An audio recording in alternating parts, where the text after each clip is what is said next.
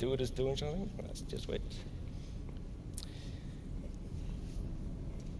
Okay, hello, and welcome on YouTube. Yeah, we completely rewrote it, And we're continuing on doing this escalation. It's the hardest one of Sancha that there is, the Sentius assembly. Here is an asteroid field. So I've had to bring in a bunch of ships to try and do it. I'm working it best I can. And here we have we'll tone continue mapping on and exposure control. Fog and you, sir, rock. We also have some bloom in there. there. Whoa, Flounder just resubbed 31 months in a row. That is 620 gold to everybody here in Flounder's honor. So, thank you, buddy. That's incredible. When you hit 2 years... Let's talk about the new suns. I double it. When you hit 3, I'm going to triple it. Coming. It's going to get insane. Let's go back. So, thank you very much, Flounder. 100% appreciate that. And everybody tell Flounder thank you. Still pretty much in their original form since 2005, when they were last updated. And this is what you might call an extreme case of bit rot, or just entropy, where in the environment around them, the graphics engine and the game has changed so much over the last 14 years. And you can see the changes being made to the game in this video over those years. And but the stars, they've remained firmly in place, kind of being weathered by this. And for many, many years now, other things have taken priority, for good reasons, of course. Well,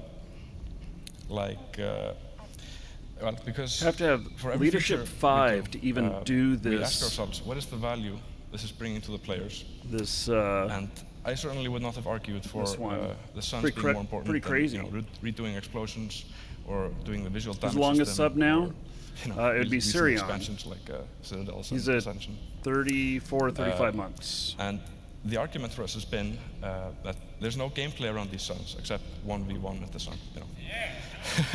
So it's not a super important focus. But not so long ago, I'm Citadels going out this direction a little bit. Let me get it optimal with my this is kind of a new age curator of those, and where you can kind of place them anywhere in the solar system almost, which in turn means that more gameplay might start to happen near to these suns.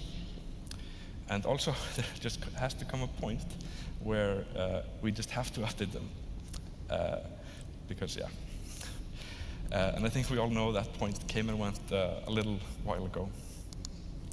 So moving on to the new suns. A couple weeks ago, we released a short teaser video in the 07 show. And I just have to say, we absolutely loved seeing the feedback and how it moved from being a couple lines at a time to exponential speeds.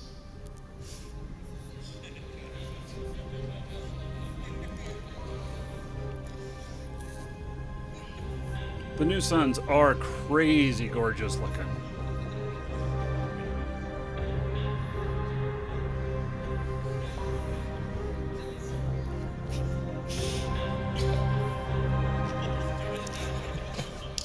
So,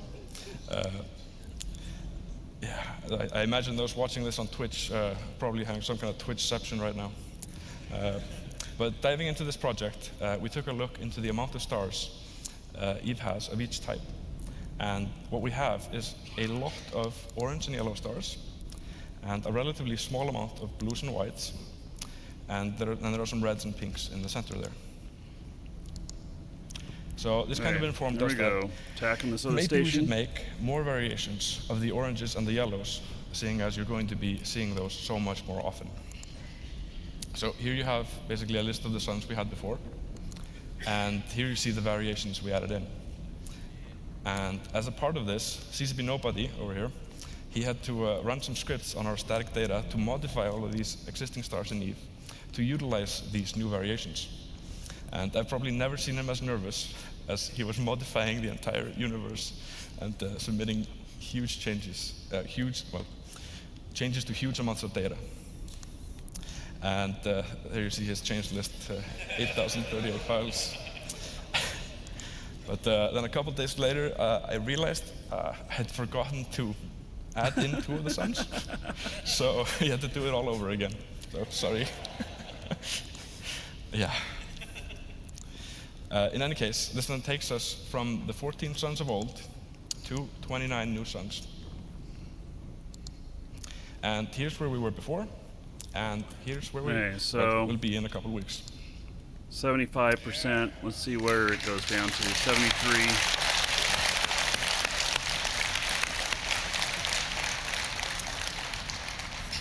But why make so many 71. variations? Well, in my mind, so that there is hopefully a lot to discover in the EVE universe, and that you might not see them all in the first week of release, although a couple of you probably will. There we and go. Who knows, but maybe Taking out this years other later one. you'll be in a system and that you haven't gone to before, and decide for the hell of it to warp to a star, and maybe there you discover something you haven't seen before. So that's what we hope this amount of variation might lead to. Sell those as posters. Yeah. So, yeah, yeah. But what went into making these suns? So, star creation. What's a good place to start when you're making a sun? Probably one of those. Okay, so this one has Yeah. the 20th Then we're going to tier need to put some overseer textures on it. effect. A volumetric animated caustic texture, like we use on the shields. I'm throwing everything It's I probably a got good from place these to start. two And composite ships. it so that it has multiple layers of detail at different scales. You slap that on the surface, and repeat it several times, but that kind of ends up looking a little repetitive. So what do? Get ourselves a noise texture and add that in for variance. And we also have a couple different detail textures to choose from. Hey, 25%, so we're going to get it. At this point, we have ourselves a nicely detailed sun. But we're lacking overall brightness variation. Oh, it stopped updating.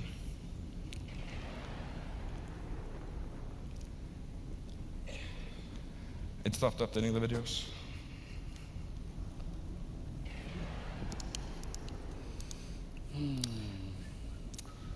PowerPoint rocks.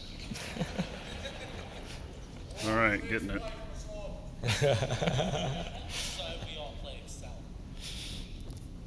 Yep, it's that's another problem.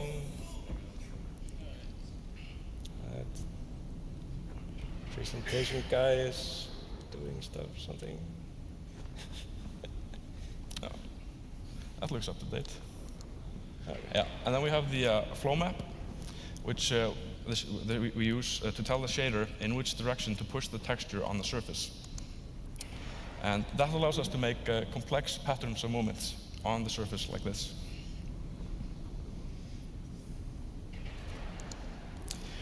Here we add in the brightness map and figure out the brightness levels of the animated detail textures against the overall brightness map, and then it kind of starts to look like something. Then we start to use the flow map and change how much it influences the surface. Then we created a number of gradient textures to basically give the suns all of their color. So everything on the suns derive their color from these textures. And there's also a second set, very similar to this one, but just slightly different, specifically for everything that is in the coronas. The of the hole outer on side of the this sun. is And that one's just slightly different to get a bit of color very difference tanky from the surface to the coronas. And here we're just switching out this color gradient, which gives us differently colored suns. 90% structure still. And allows us to make the variance a lot quicker. So at this point, the sun shader is starting to look like something. But we didn't feel it's quite there yet. So we tried using a gradient texture against the brightness map, kind of utilizing it as a height map, and then running another layer of volumetric texture against that to control where it appears. A module has run out of charges. It took several iterations, but it got to a really nice place, which allows us to make all sorts of variations.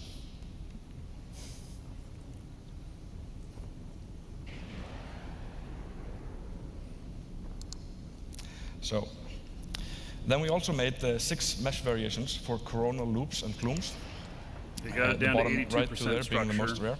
Gotta knock off these And shields here they are again. shaded, and here they are with offsets, so they don't all look identical. And here's what the sun looks like under the hood.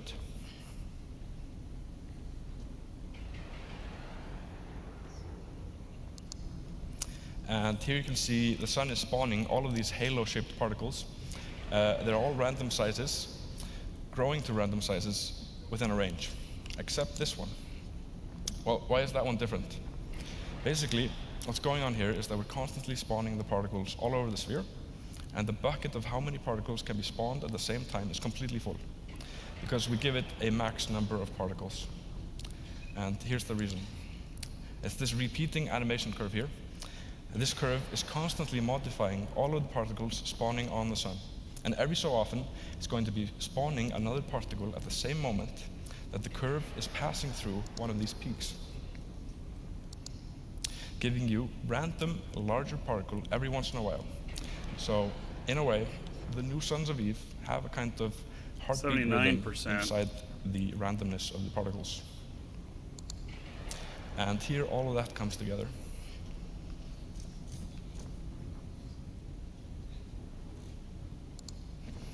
And here you can see that occasional larger particle. Yes, so that's the kind of stuff I nerd over.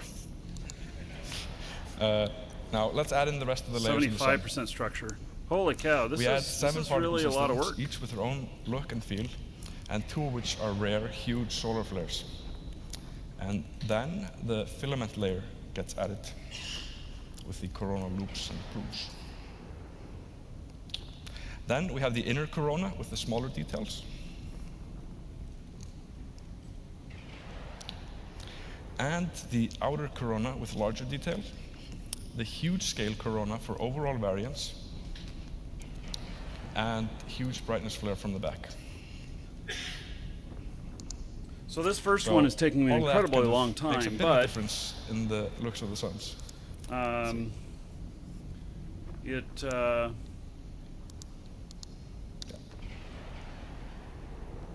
It is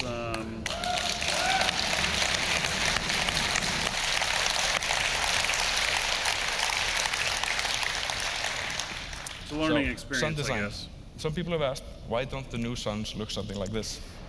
Well, frankly, it's just because it's not that interesting. Whereas this image, which is also a real image of the sun, is just absolutely gorgeous.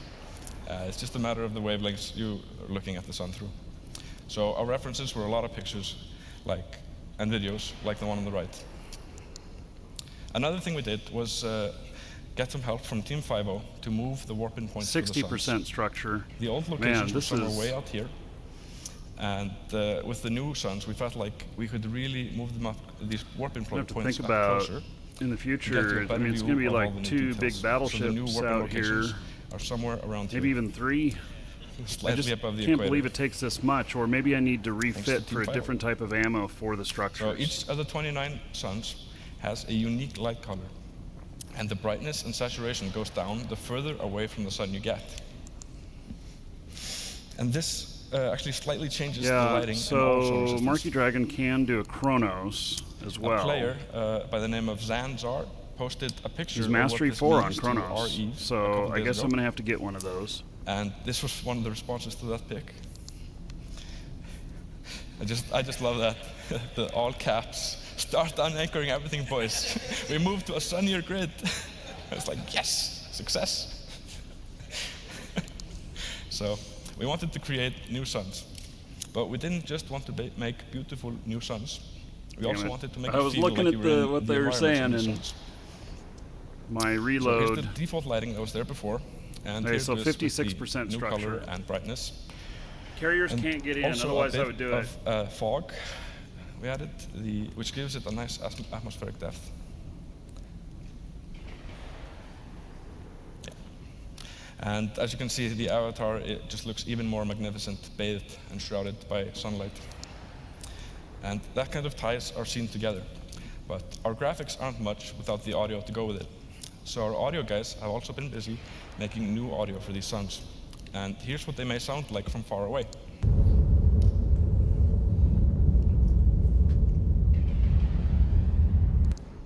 And and from a medium distance.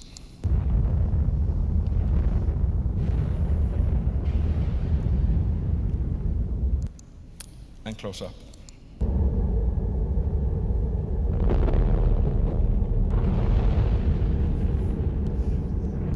can really start to feel that rumble.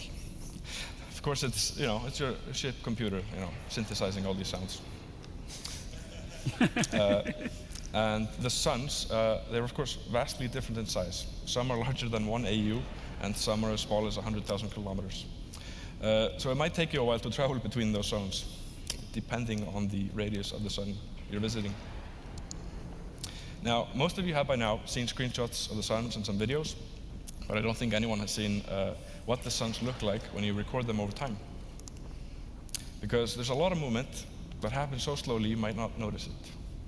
And we can see what this would look like with our in-house tools quite easily. So here the suns are sped up 50 times faster.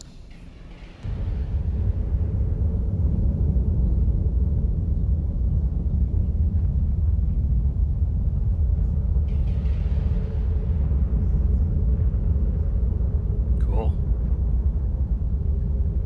I love the new suns.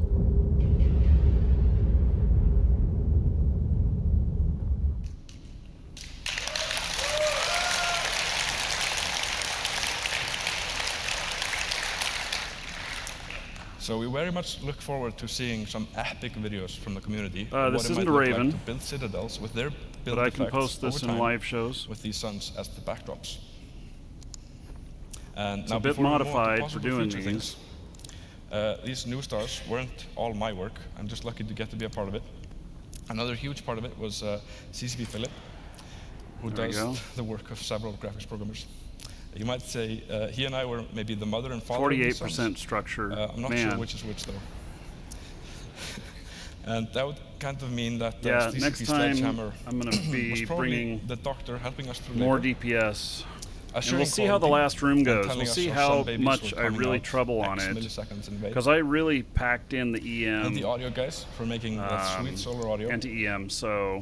And if it's not as necessary, that kind of has then to I'll mean bring that more CCP DPS. Nobody over here must be a deity of some kind, because you had to edit the entire universe to make our sun variations show up. So, quick shout out to those guys, as well as the rest of Trilambda, because this is a team effort. Now, moving on to other things. First, a disclaimer. Most of these are just prototypes. They may never end up in the game. They have not been validated for priority and value to you, the players.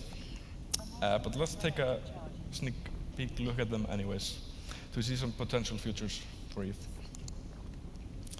Auroras.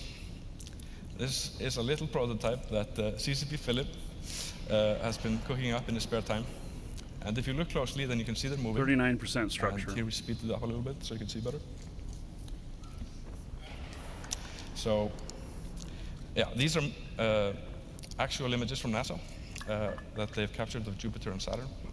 So perhaps in the future, we can look forward to viewing the occasional but rare auroras of different colors and shapes on the planets of Eve, depending on what type of planet it is. Another prototype we have going is better 39% structure. And that means lasers and anything that shoots like a laser, pretty much. In this, we want to make them more optimized and more streamlined. And this entails basically collapsing the three-part system that they're made up of now, where Still each part 39% can have structure. multiple draw calls into just one. And here's a current laser. And here's an example of a new one, wherein we hope to make it look slightly better. Hopefully better than that. That video didn't play. As well as basically perform better in, yeah, there it is, in situations where many lasers are firing. So 36%.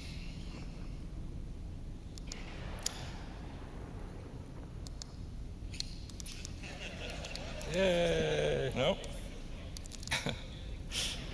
Looks like it's acting PowerPoint's up once broken again.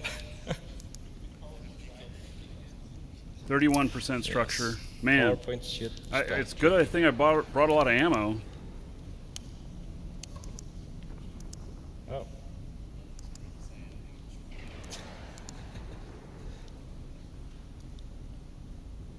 Is it going? Oh, there we go. There we go. Hey! No. Oh, that's not the same.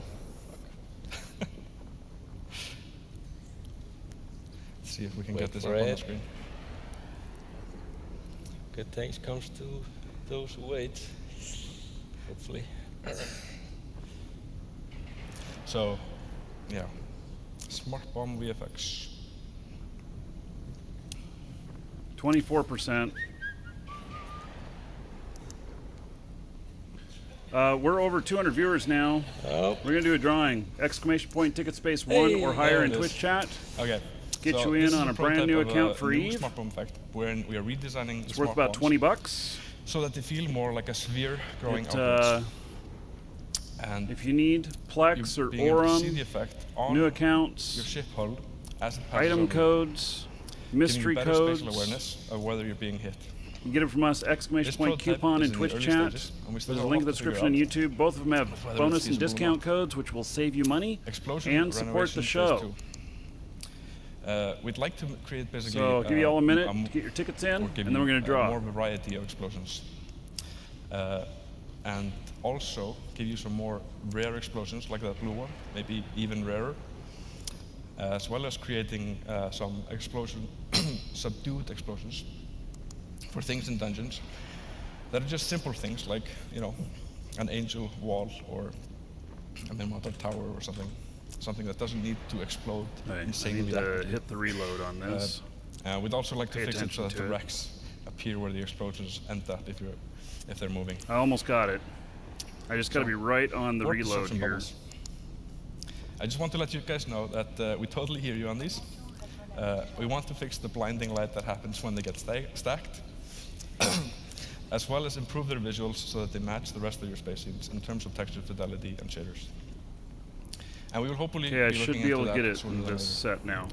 Then there is the jump gates. Okay, So what do we everybody want to should do have their with the jump tickets gates? in. Well, for one thing, we'd like to add lighting. And then we also want to add traffic and lines of sprites like you've seen on the stations.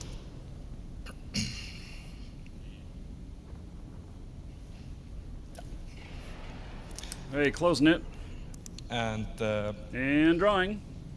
then we would also... Dan Stowe. Dan Stowe, congratulations. This is a before and after You are the of winner. a new gate effect. All right, Dan Hopefully Stowe, better setting check than your this. Twitch mail. You'll find that contained within.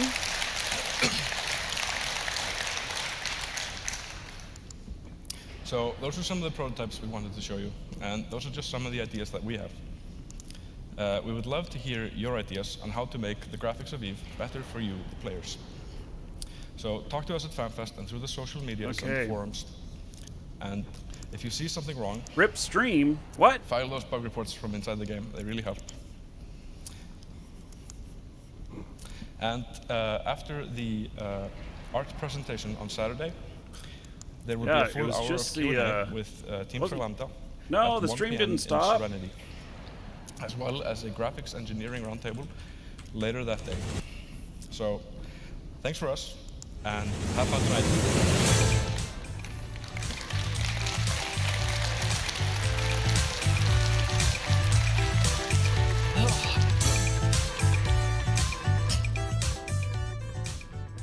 All right.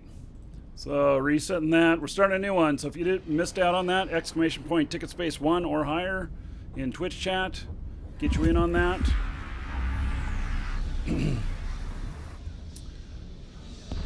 It's the Space Pope.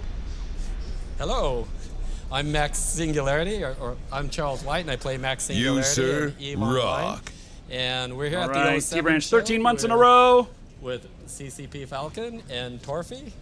And 130 this gold, is the, everybody here in members your of honor. the Sixth Thank you, Empire buddy. Alliance, and let's get the show started. Let's be seated. Wow, wow, beautiful. Thank you very much, guys. We I'll are come in and- honored. Yes, we are we're really coming honored in. and blessed to have you here. Thank you so And much. of course, I'm here as well, CCB Lebowski, and my lovely co-presenter, Dreklis. Yes, I'm very happy and to we be blew up here the again. station. And Yay! I have a little service announcement to make. We have a little competition going on, and it's kind of hidden. Like a couple of months ago, Guard announced the birth of his little puppy, and he showed it off to the world. And it's a very cute little beast. And I thought we need to find a name for this beautiful creature right there that you can see now. So people have been sending in names and suggestions, and we've got 41 names. Wow. Yeah. Like Guard has selected 4 names. Yep. The names that are up for grabs now is CCP Laika. We've got CCP Cerberus. We've got CCP Crime Watch. And my favorite. And we got CCP Hound as possibilities. There is a Twitter poll going up where you guys can actually vote for the name of the dog. And the surprise is that the person who sent in that name will receive a Sungrazer skin.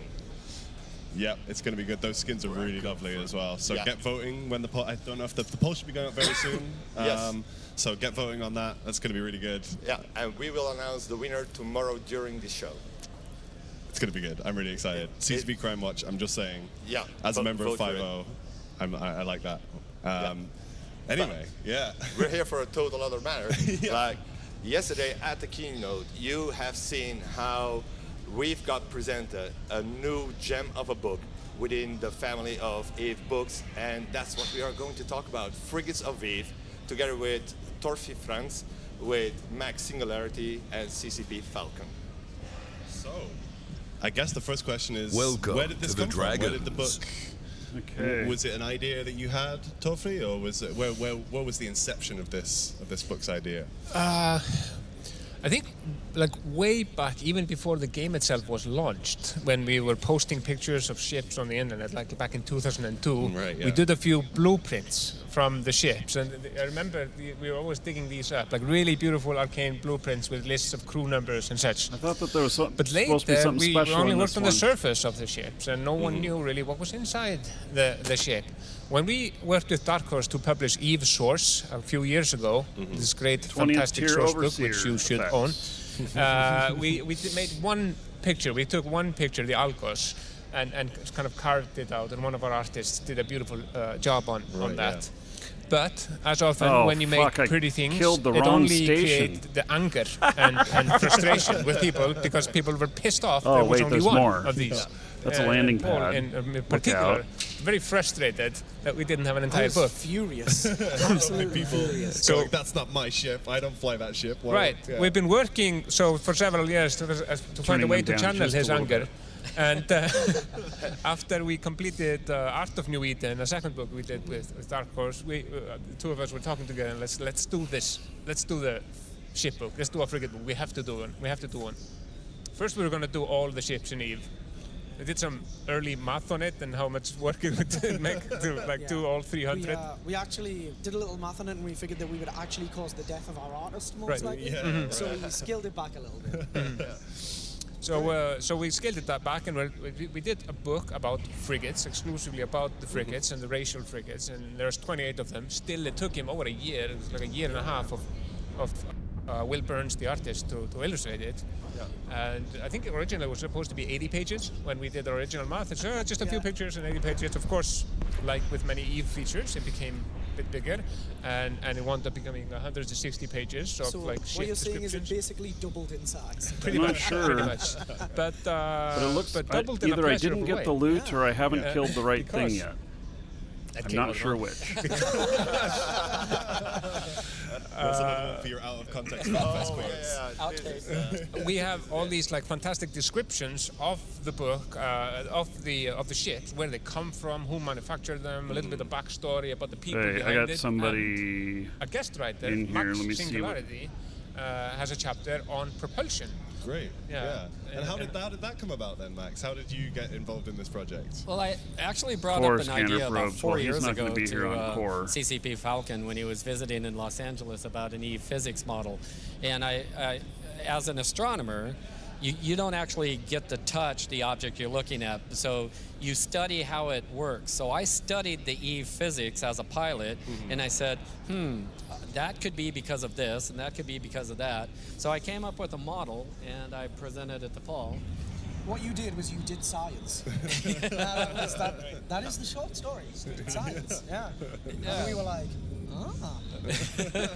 So it's a science fiction model that nobody has ever done before. So it's a whole unique thing.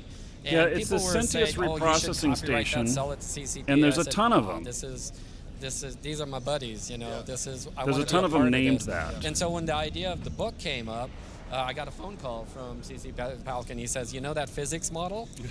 we need that."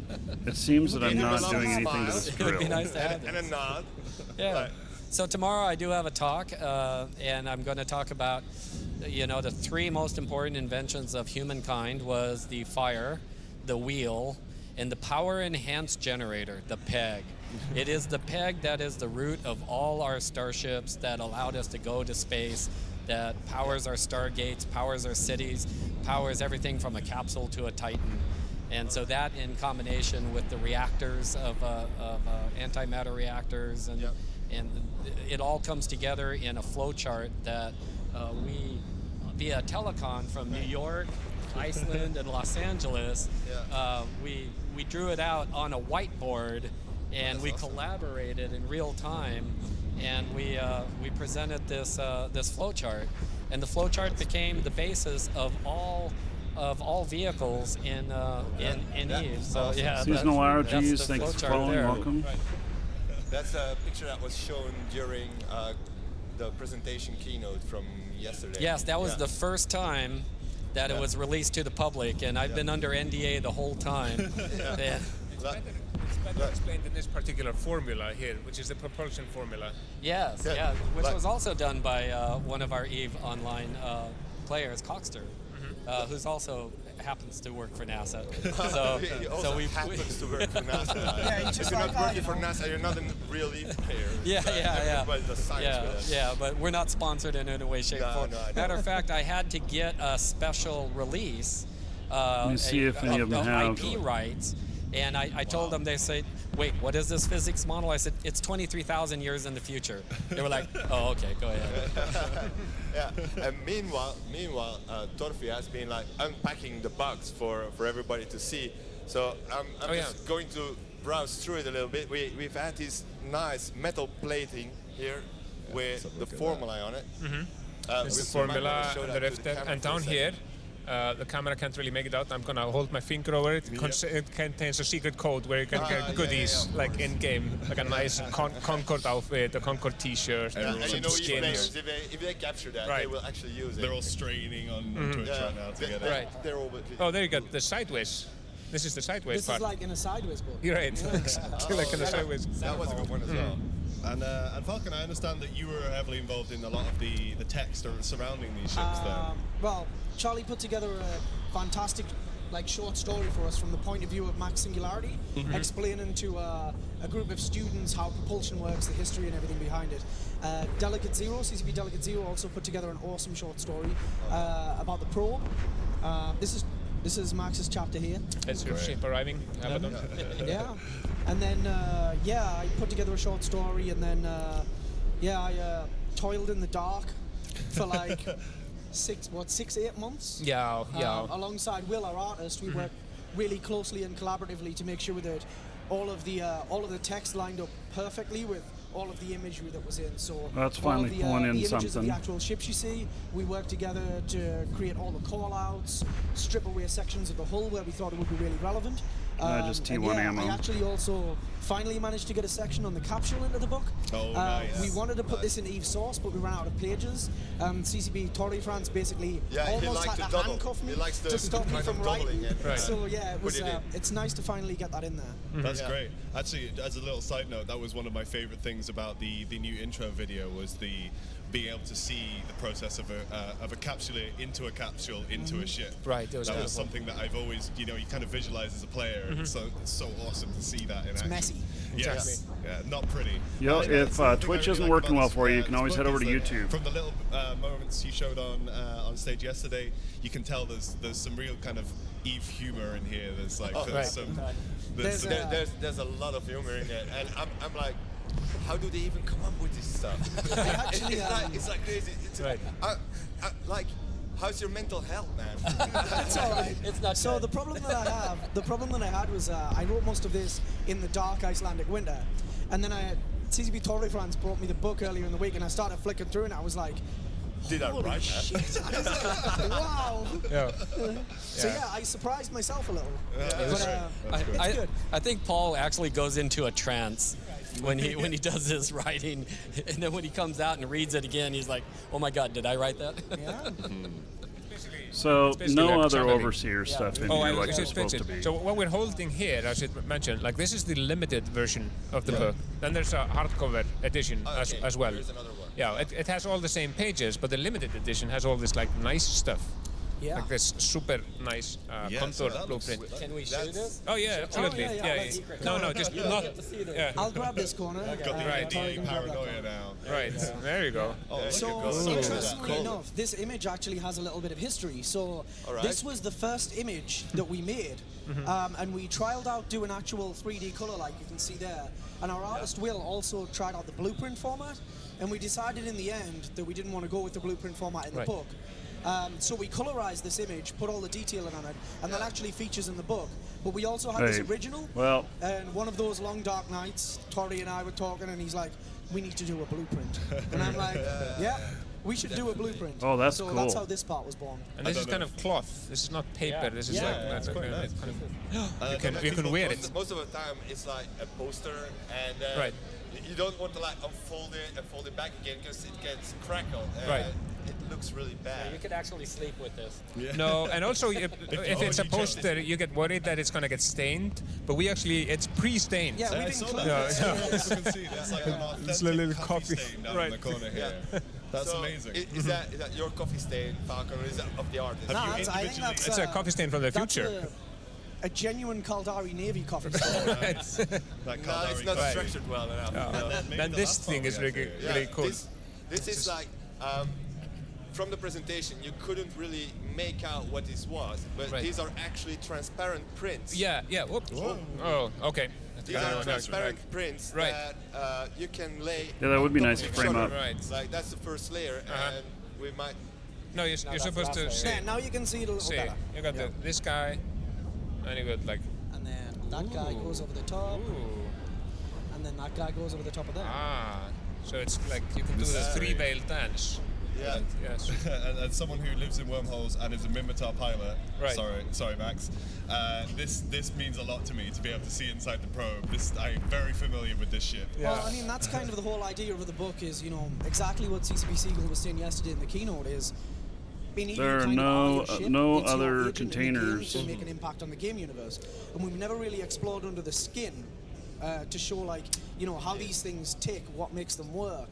So this was but I just dived into this. It was fun. I don't know. I guess that's that. Effort of discovery as well, because we didn't just want to make up random stuff, even though CCP Falcon is channeling and his eyes go like funny and doesn't watch the keyboard and he just types rules. But it all makes sense. That's the beauty about it. Like the call-outs, the descriptions. If you go back to earlier literature, have I bought stuff from FanFest? Novels, it all ties together to build. It was actually an agonizing level of research. I went back through most of our chronicles, which are very numerous. I went back through Source, Art of New Eden. I even went back through the old original art book that we published. And it was just, there was so much research. I've got spreadsheet upon spreadsheet of random stuff, so yeah. Same with the hardware, like different races solve same problems in different ways. So you can see that like shared designs move around, like different Galente frigates use kind of the same reactor type, whereas a Minmatar frigate has a different reactor. And all of these kind of conform to the style of the particular race and kind of their technology level. There's also a lot of new backstory as well that links some of the ships together. Oh, that's nice. So it links the development of some of the ships together. It tells short stories about like the history of different hulls, how they were developed, the fact that some of them initially were actually failures that were then re-engineered to become effective hulls. So yeah, there's a little bit more interesting information on each hull in there too. Great. Some of it is very tragic as well. Some of it is tragic, some of it is quite frankly horrific, and some of it is industrial accidents. Some of it is beautiful. Right. I want one of the Galente interiors in my Omar ship though. That stripper pole has got to be. But it's a special surprise. I really love like at previous FanFest when they did the live action art stuff where they were going like, and let's put some, I don't know what here. These are our slaves holdings, and let's do this here and this there. And they were like live action drawing that stuff.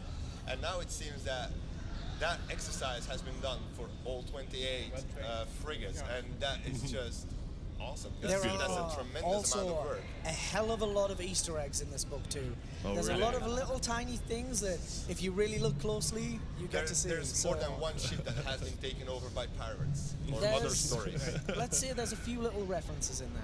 And I actually want to give a shout out. There's another aspect of this book that's really awesome, and that's CCP's willingness to incorporate a player into the lore. Just as you're hosting the show, as players are hosting the shows, and we're doing the music videos, and we're officially writing it. That's just awesome for our company to include us, and not just include us as walk-ons, to include us into the core of the product. And so that's really, so that's my shout out to you guys for doing that too. I really was honored when. It's great to have players who work for JPL when you make a space game. Super convenient.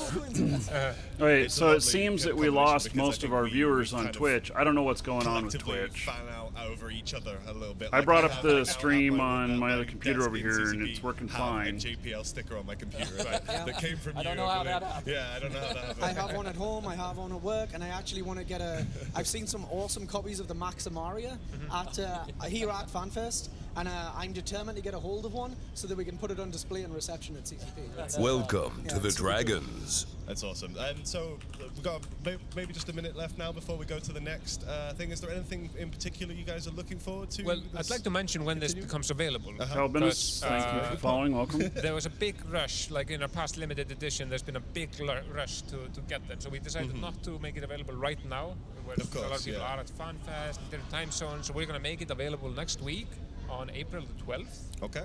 And it's going to be available on the EVE store, and we're going to be shipping it from the US and from the UK, meaning that European players, like we're going to be paying like European shipping, like transatlantic shipping, and we have a partner that's also covering Australia and New Zealand. Okay. Like one last question, if I can have one. Real quick. Real quick. It's like you did frigates, but we have so much more. Depends on the sales. Other plans. Let's see how this one goes. If you buy this, if you like talk to us with your money. Set your alarm clocks. Set your alarm clocks. Well, that's a great place to leave it, I think. Pre-order ASAP, so they please can make like another book. Another one as well. Thanks very much for joining us, guys. It's been great. I'm certainly going to try and get my copy of this as soon as I can. And now we're off to, I think, the structures presentation. So we will talk to you guys again after that.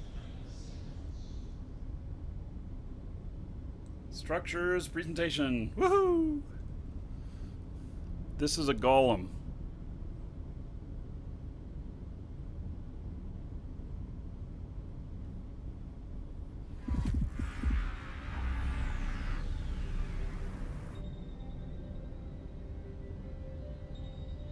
This is where they're going to show the moon mining stuff again and more in depth.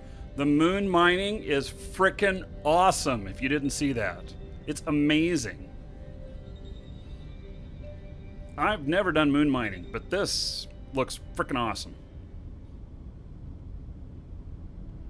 I didn't send... it's in live shows. LIVESHOWS. In-game.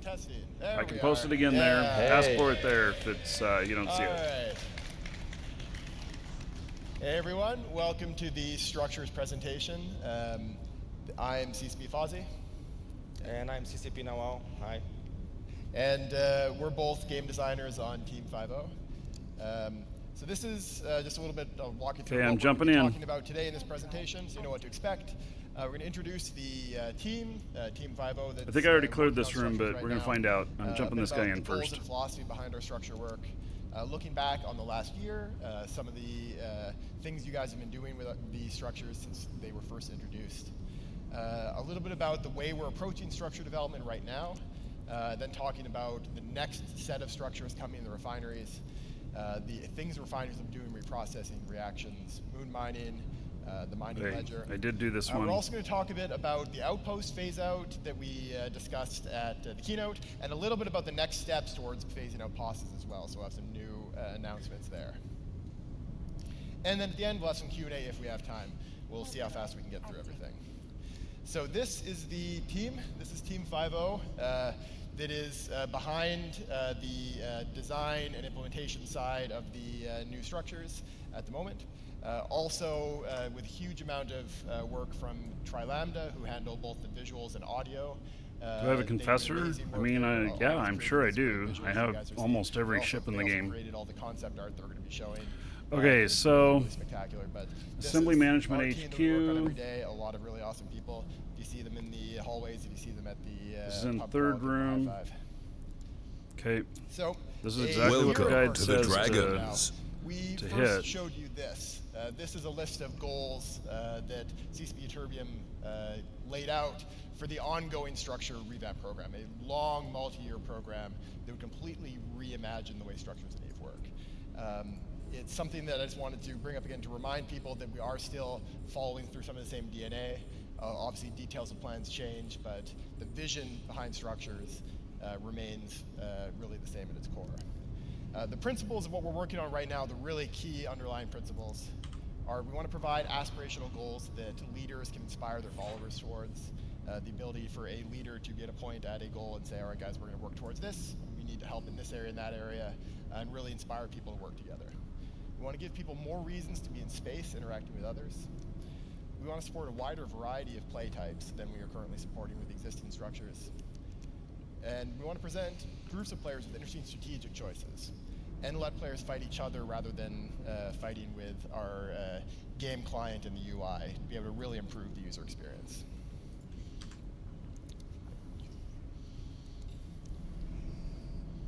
So, citadels and engineering complexes, they are what we have right now in the game. They've been there for Citadels 1 year, engineering complexes. Well, this is probably going to be really slow, huh? And you've seen these numbers before.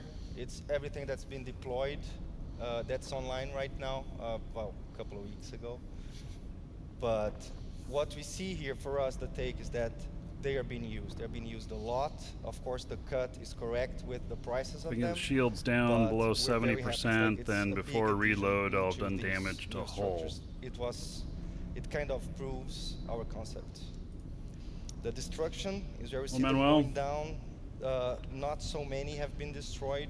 Walter, so yeah, thank you for following. Welcome. Too defensive? We don't know yet, but still, they are being attacked. Things are happening around them. They are much pervasive. It's not just for a few corporations. Over than almost 9,000 have one or more, between 1 and 5. So it's a lot of them. It's a lot of people have those. So we're happy with that. And always, like as we see with the keep stars. Okay, I'm hoping to see this get down to about 70% shield. So it's still even the mega rich, they go massively and start they show in with the missiles when using these. Any of you guys have any guesses of what those two corporations are? Two corporations with more than 100 upwell structures in space.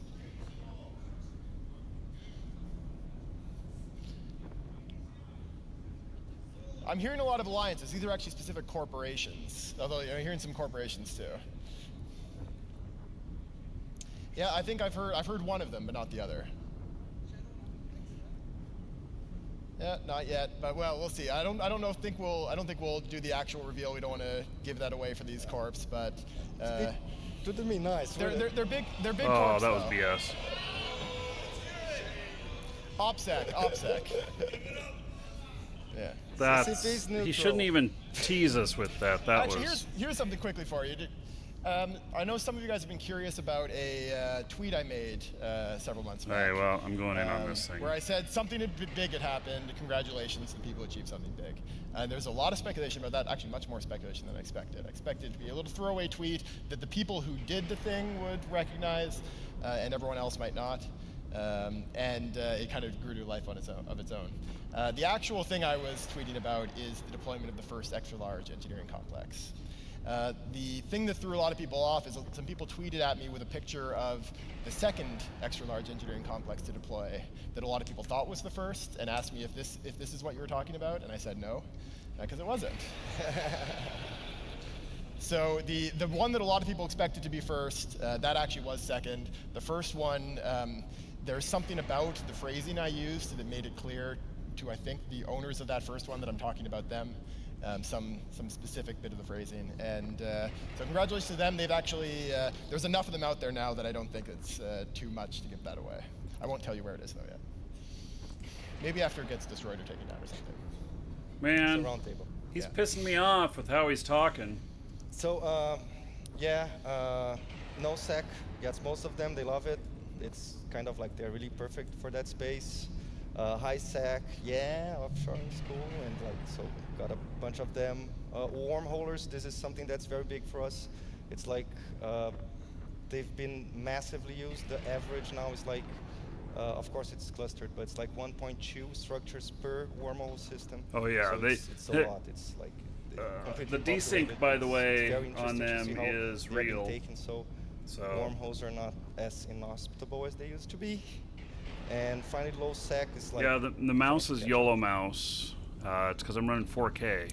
This I needed a bigger mouse. We're very happy to see this. This shows that even though there were star bases before, people could build there. There was not much. And then when engineering complexes come, it takes like 3 months, 2 months, and it's already up there in the mid-60s, 65%.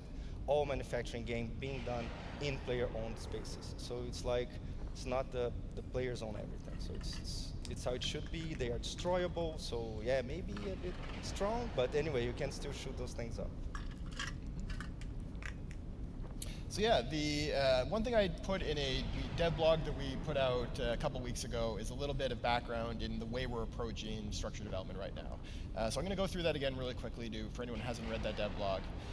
There's 3 real tracks to it. We've got one that is bug fixes, performance improvements, and UI polish. Obviously, with a new feature that's as big as Citadel's was, it's going to take a long time to react to all the things that come up, to get it polished up to our quality levels. There's just a lot to so do, we're killing this. working on that, thanks to a lot of your great feedback and reports.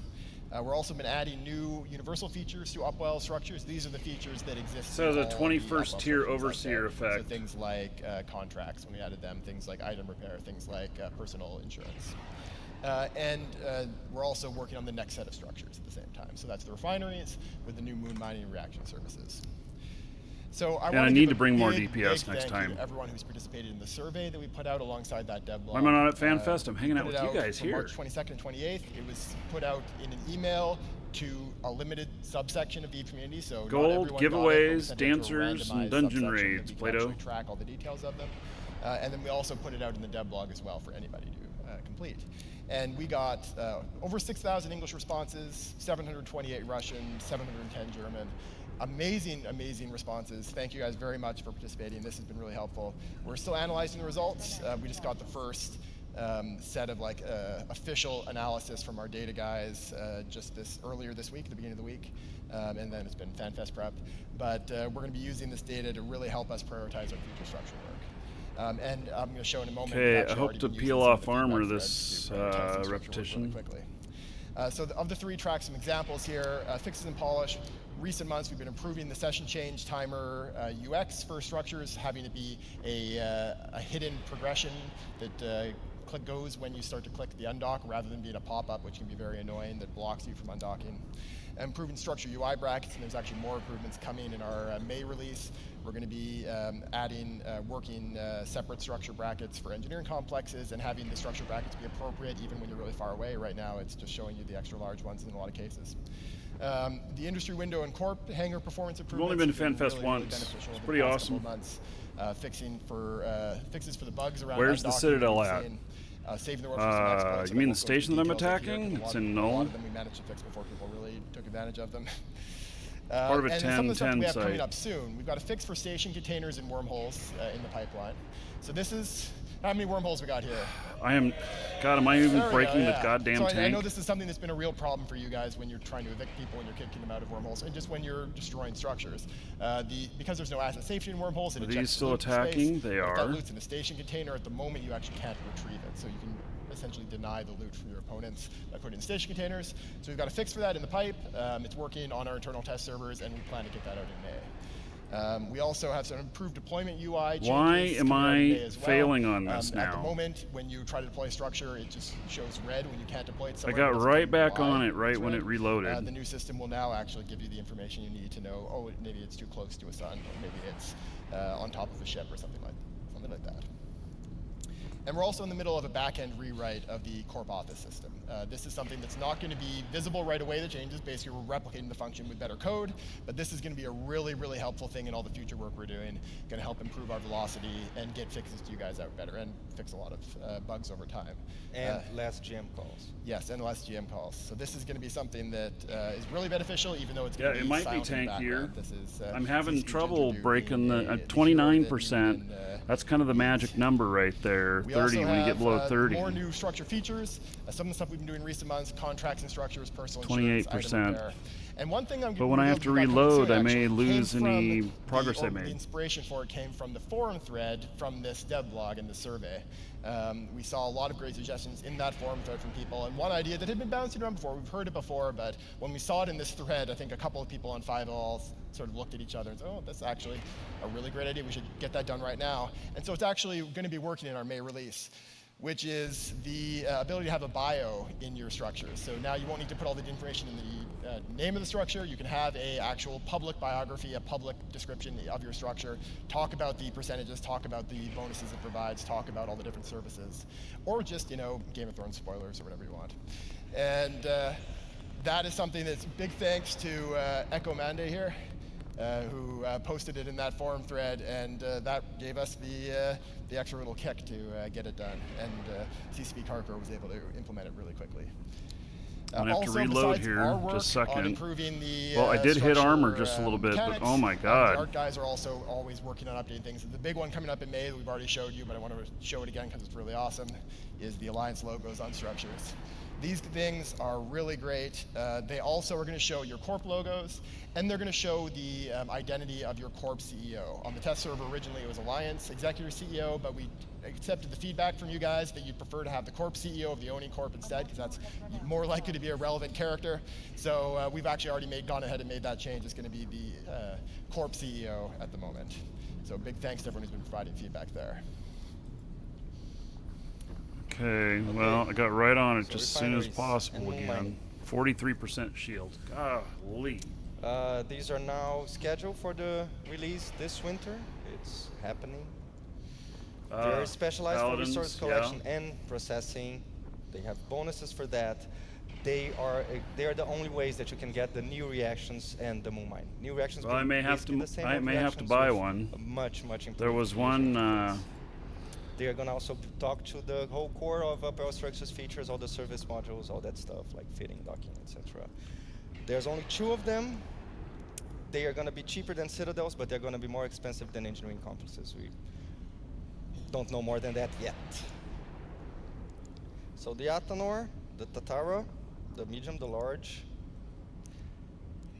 So they will be the best structures in New Eden for reprocessing. So it's not just the moon mining stuff. There's also like any other kinds of ore. What is that? This is About the old rigs, so for people that have have refining rigs installed onto a Citadel or an engineering complex. Yes, we're going to have those unfitted automatically so that you can move them if you want over to a new refinery or put them back onto the structure.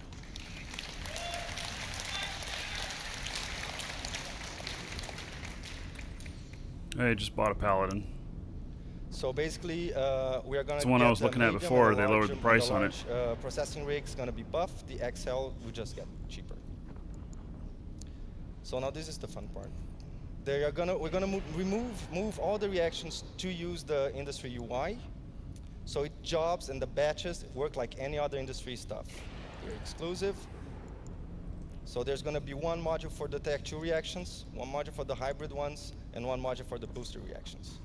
And there are going to be new skills that will allow more reactions per character. So now it's kind of like new skills. This is how it used to be. Some people know how to do that, most don't.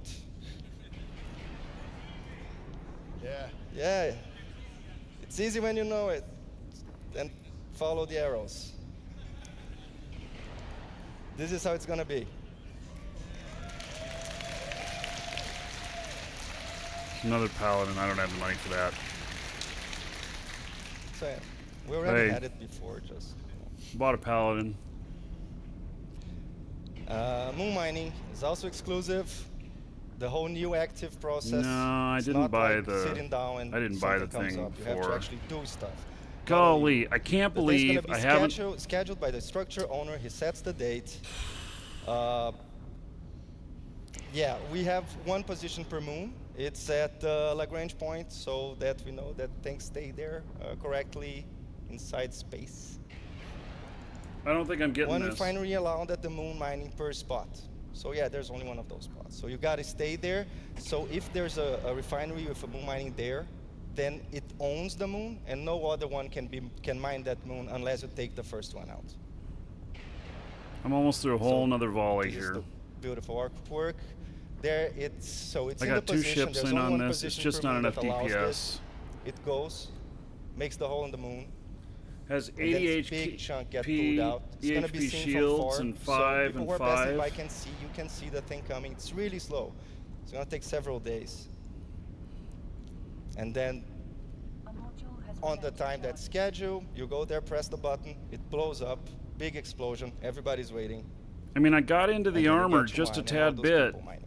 I just can't seem to get ahead of it. And then other people may show up, hopefully, we don't know. See what happens. Maybe you'll fight. I'm getting a little frustrated with it. This whole process means that you don't know what's happening on your space very well. So we wanted to give some kind of ownership. Markee can fly a Chronos. And then this guy, he's got, I think, Mastery 4 of Paladin. So they're going to automatically track the asteroids that are created by their drilling process. It's going to record all mining activity from the moon, and their owners can view it later. So it's going to encourage, the idea is that it's kind of a way that we thought to implement something that would be like a taxation system that we have Mastery 2 to allow other players to come and use it, but instead of forcing 6 days away from Mastery 4, so it's gonna just allow players to see, so they can find the way. You can be in the Mastery 4, no problem. That they'll charge someone, they can find who stole them, and they can fight each other, or like hire people. So this is also a very interesting system on the background because it gives us a lot of possibilities. I think that do this to unless I start systems, really breaking this down and making it significant, when I get to reload, I'm stopping on this why one. I mine, how much I mine, etc.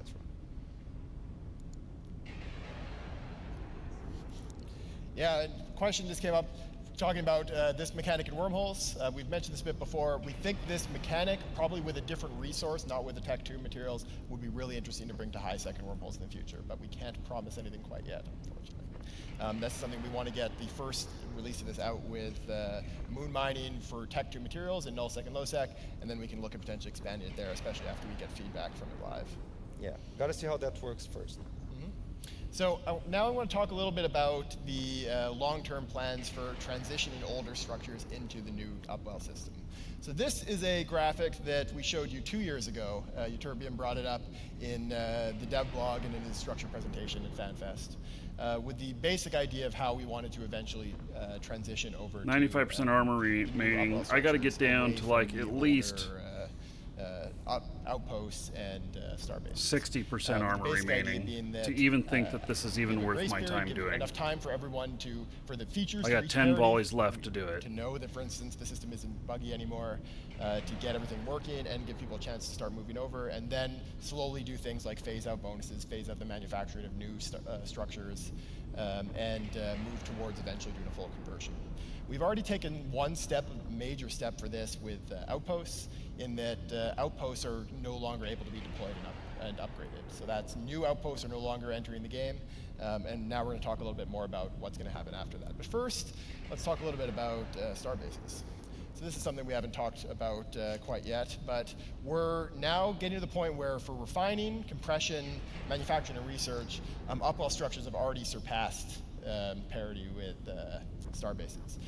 They're no longer catching up, they're actually way ahead. And as we showed you with the amount of industry being done, they're already vastly more popular as well. With good reason, they're a lot easier to use, they're a lot more effective. So now we're getting ready to start the phase-out process of these structures specifically. Not for the rest of starbases yet, they're even, I mean... So this is for the compression arrays, the reprocessing arrays, the assembly arrays, and the laboratories for starbases. Stopping that. In May expansion, we're going to stop seeding new BPOs for these structures, for the actual starbase structures themselves, and you won't be able to construct new copies of them. You'll still be able to build things with your assembly array, you just won't be able to build new assembly arrays. So that's going to be the next step, and then the step after that in August is we plan on removing the bonuses. So they'll still be able to manufacture, but they'll no longer get any bonuses to ME&T. There's no longer going to be reprocessing arrays in Starbase to reprocess at 50%, that kind of stuff. As again, a gradual process of phase out, so we can move things over to eventually reimburse them. Go look in here and see if there's anything looks like it's needed, but then we're headed to the gate.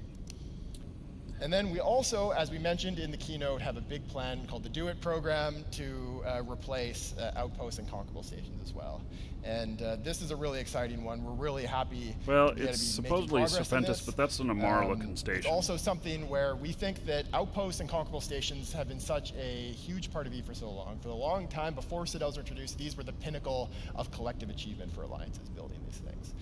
And conquerable stations, too, have this really core part of Eve history. These are the systems that have been fought over more than any others over the many, many years. And so we wanted to send them out with a bang. We wanted to have a real celebration that's worthy of what these structures represent. So Upwell is going to be offering a very exclusive program here that I think a lot of people are going to want to take advantage of. This is an opportunity that your alliances can really benefit from. There's going to be 5 new faction citadels, 1 for each outpost type and 1 for conquerable stations. These are limited edition, so there may be other faction citadels we add in the future. I mean, the Palatine is also a faction citadel, but these faction citadels with these stats will never be introduced again after this event. They're like the Alliance tournament. Stepping away for just a moment, I'll leave CCP on here. Not quite that overpowered, but still really good. And that means that they're useful both for their powerful bonuses, but also as collector's items as well. Faction citadels will be updated and rescaled outpost visual models for the ones that replace outposts. So they're going to look like the outposts, but with the models renovated and scaled up. There's going to be the Conquerable one that's a unique skin to Fortizar. They're going to be very much like a Fortizar. They're going to have the same kind of stats at base as a Fortizar with then bonuses on top. So they'll be able to dock capitals. They'll be able to fit stand-up weapons. All of the things you can do on a Fortizar, you'll be able to do on these. We're giving them special bonuses that are tied to where they came from. So the Mimitar one's going to have a reprocessing bonus, not as strong as the one on the refineries, but it'll have that combined with all the other benefits of being a Fortizar. The Amara one's going to have a manufacturing bonus, again, not as strong as the engineering complex one, but again, combined with all the other bonuses, it's a great generalist. Caldari will have a research bonus. Galente, we're planning a slot bonus for service slots and also fuel use for service slots. And the Amencia ones, these are the ones that are replacing the conquerable stations built by the Amencia cult. They are going to have extra defense, extra hit points, more slots, and then a lighter version of all the other bonuses. These are going to be the real strong ones, I think. They're going to be probably the most valuable. Also the rarest of all of them. These are going to belong on patch day to the owner of the outpost or conquerable station right before the patch. So if your corporation controls the outpost, then when patch day happens, your corporation will own a new citadel in space near where the outpost used to be. You'll be able to unanchor it. You'll be able to scoop it. You'll be able to redeploy it. They can go into HiSec. They can go into wormhole space. All the same places that you can put normal Fortizars. So we think that's going to be one of the many valuable uses of them. But there is going to be some reasons to want to keep them in space as well. Like we said before, these are going to not have blueprints. They're not going to be manufacturable. The only way to get them is going to be as part of this transition event. And on the transition day, we'll be moving everything over. So the big reason you're going to want to maybe keep them where they are is that alongside just being a new powerful citadel with its own bonuses, they're also going to come pre-fitted with super powerful structure rigs if you had an upgraded outpost. So to replace the upgrades that people have been installing on outposts over the years, there's going to be special limited edition faction rigs that'll be put onto each of these new citadels that are replacing an upgraded outpost. They'll only ever come from this event. Because they can't be unfitted without being destroyed, no new ones will ever be able to be put on another structure. No new ones will ever be able to be built. They're going to combine all of the bonuses from the outpost upgrades, a version of all those bonuses, into one rig. So you'll still actually have the other rig slots available to do whatever you want with. These are going to be by far the strongest structure rigs that have ever been added. And that means that so room 4 coming up next. That replaces an upgraded outpost. They're going to come in space installed. So if you unanchor the structure, they'll go away. If you lose the structure, they'll go away. If you unfit them, they'll go away. The idea here is we wanted to provide an extra bonus to replace the outpost upgrades and also give people a strategic decision to make. You can decide whether you want to take this new citadel that you got from a structure you owned, from an outpost you owned, or conquerable, and take it down and then sell it to maybe a wormholer that they don't rep if you're outside of 60K that wants to have it in their collection, or just deploy them all into one system to be super. Is that true? So John on YouTube says those stations will not rep if you're greater than 60K away from them. What people will do is in the systems that match best where they live, the people that own an outpost in a good location, they may decide to keep this anybody else heard that before? In the same spot to keep advantage of that rig, and that'll stay as long as they can keep that thing alive. But then for the systems that are on the periphery, systems that maybe an outpost was built before they ever took that SOV, and they decided they don't really like having an outpost there. Baron Bad Taste, no, that's not what I'm getting. Tear that one down and sell it, or move it somewhere else, or use it for a rainy day. Gigabyte Extreme editions. And then there's something else that we're going to be doing special just for the conquerable stations. So there's 68 conquerable stations that you spread across all these regions in nullsec.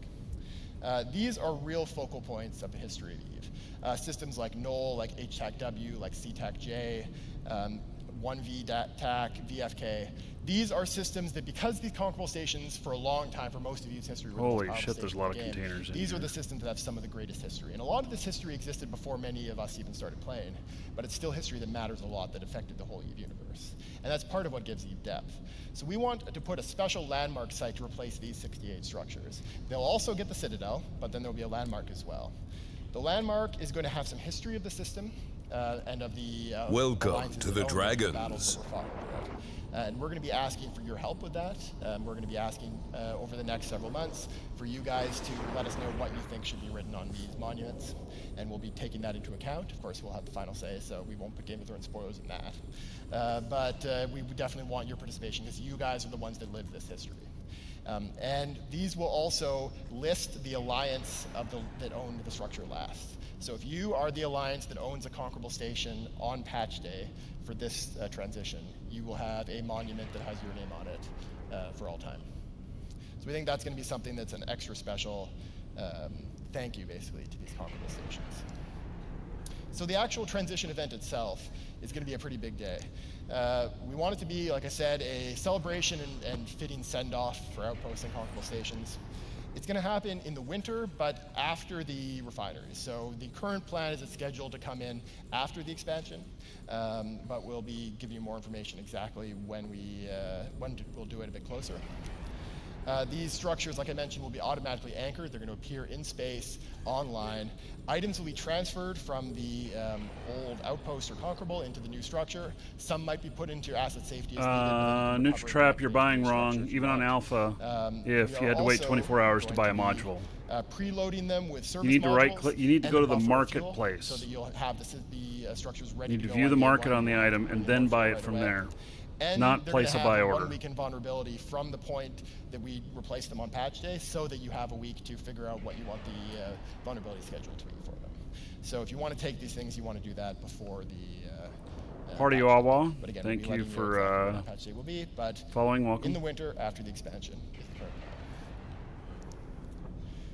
So that's the core of what we have to present today. I'll leave you with one more run through of some of the amazing concept art. Yeah, you just need to buy it direct instead of placing a buy order for it. The refineries and for the moon mining process. We have some really, we're making really great progress on this feature. I didn't see how that mistake would be made, though. Hear more of your feedback on the concept. So with drilling the moon, dragging up the asteroid, exploding it into a new field. This is the new stuff. Mining looks with all your amazing. friends, and then fighting off the people that try to mine it with all their friends. And we think this is going to be a process that's going to add a whole lot to it. So now we've got some time for questions. If you don't get a chance to ask questions in this session, if we run out of time, then you can go ahead and come to the Yeah, that'll save you so much time. You were doing it the absolute hardest way possible. In the Amar room. So it's at 1700 in the Amar roundtable room, and we will be able to answer all your questions there too. So we can have people start lining up on the sides here, and we'll kind of go back and forth and answer them as best we can. Yep, thank you. Thanks, guys.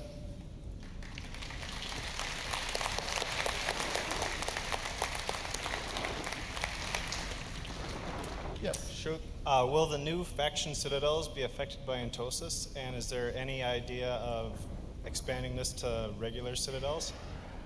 So these faction citadels will use the normal citadel process. They're going to act like a normal citadel in just about every way, just with extra bonuses. So not complete parity. Well, they'll have different mechanics, but they have the you can do all the things you can do in an So many frigates. That's what we Except consider parity. Entosis, though. Well, yes, but that's something you do outside of it anyways. Right. Yeah, but yeah, as for the question of whether we would ever expand that to citadels, I think what our long-term plan would be here would be to take the things that are working well, the best parts of the Entosis system and the best parts of the Upwell system, and combine them together. Okay, I'm having to And that's our focus on long-term just frigates It's because bigger there's so surgery. many of them. Yeah. Yes. So with the new moon mining, that brings a new dynamic for collaborative play. Have you looked into things like maybe sun mining, since they're gaseous elements? You could do something similar with that? That would be really cool. I know the art guys have been super excited for us to try to find ways to encourage people to put stuff by the sun, because the suns look so great now, and so they've basically been kind of elbowing us every once in a while, saying, you know, if you want to make a structure that only goes by the sun, it's fine. That'll be great. And actually, I really agree. I think it would be really cool to do something like that. Whether it's sun mining or maybe like solar arrays that get better if you're close to the sun, or like build your own Dyson swarm or something like that of a bunch of structures all around.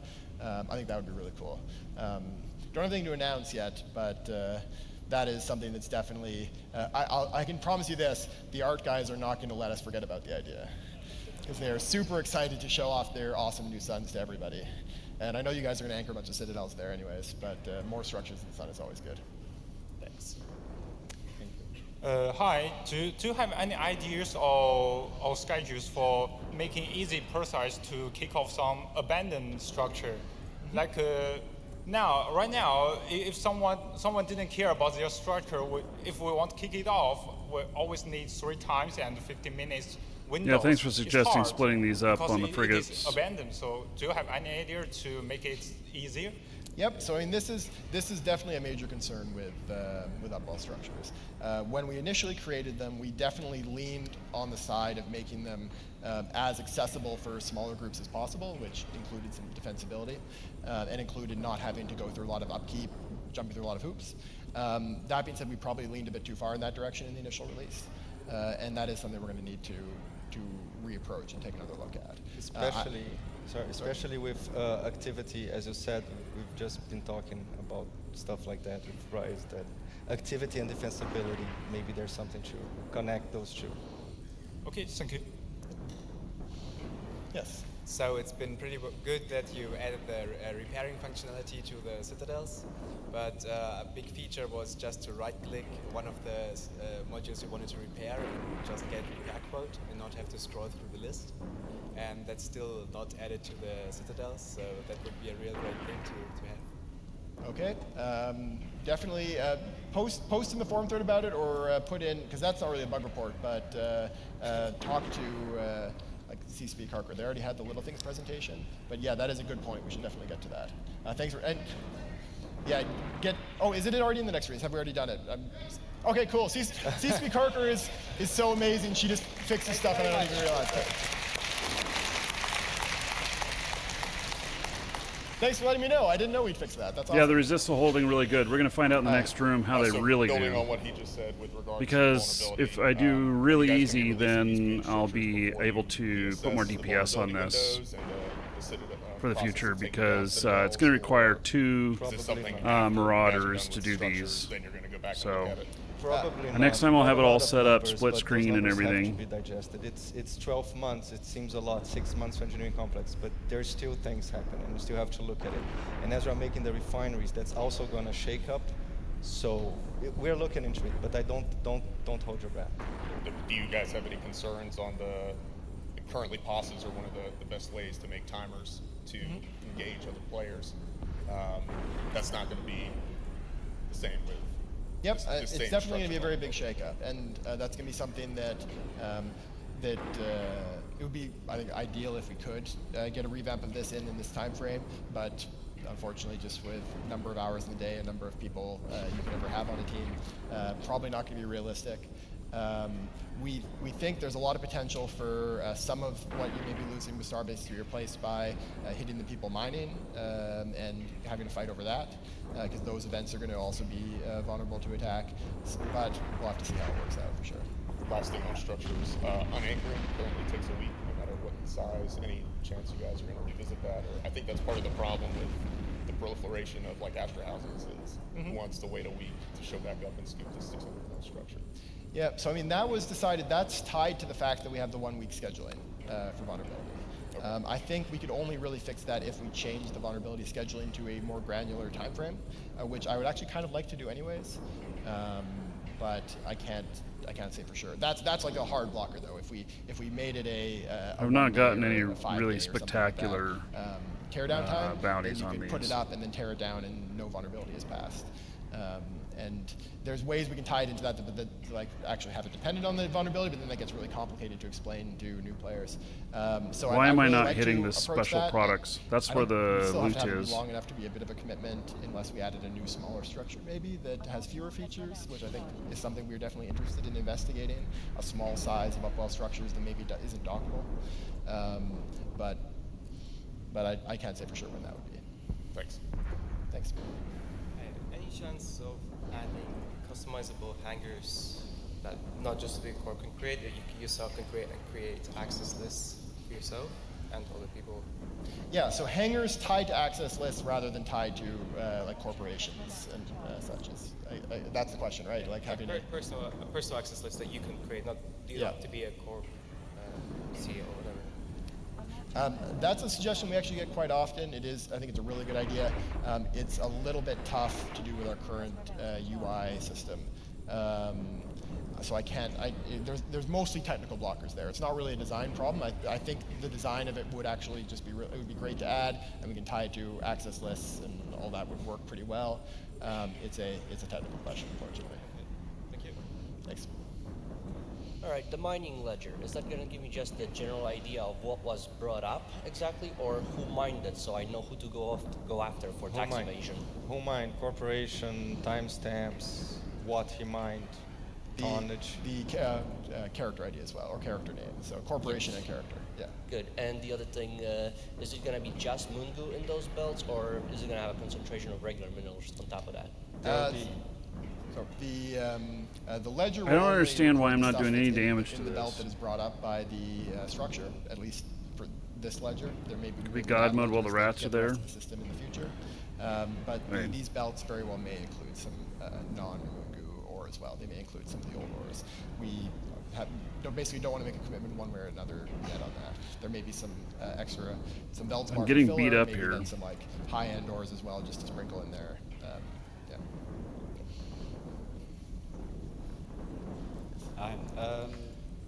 Maybe I missed if there was a reason, but it was my understanding that in the dev blog for the mining structures that it was first to be introduced to wormholes in HiSec.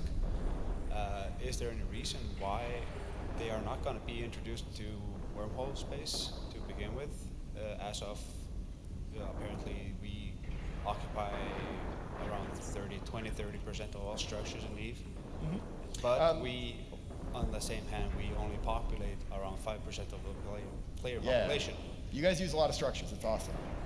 So I think there's probably a misunderstanding of that original blog. We definitely never said that we'd be putting them first into wormholes or HiSec. The plan is low-sec and null-sec first. And the main reason for that is because this mechanic, at least the first version of this mechanic, is intended to replace. Yeah, all these battleships are getting close to me. In low-sec and null-sec. So this is the. Yeah, I looked at it. I'm not too far away. I think it's invulnerable or something right now. In the same places. We can potentially expand it to other ones later, as long as that's a different resource, but not with the same resource. So is there any technical reason why not to introduce it to HiSec or wormholes? Other than the fact that so the only technical reason for not putting it into those right away is that it would be extra difficult. It would be extra work to get it working for other resources other than moon minerals. So we'd have to seed materials in and really just determine what we wanted to put into those, whether it be normal or a new resource or something like that. So I think it would be really worthwhile to put this mechanic of scheduled mining with a structure into wormholes and HiSec. But because of the fact that the focus on this is replacing the Tech 2 production, we decided to put it in the same place as the Tech 2 production is in right now. Okay, thank you. By the way, you will be able to put the refineries in wormholes. You just won't get a moon mine with them. So they'll still work for the reactions, which is really important because hybrid reactions are part of this, and they'll still work for refining as well. A couple of questions. Currently, if you anchor a citadel in hostile space, the anchoring time is affected by the ADM. Will that count for refineries as well? Yes. Yeah.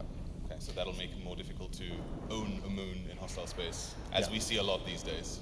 Yep, so the same mechanics that apply to the anchoring of citadels and engineering complexes will apply to these. They have really the basic core mechanics being the same.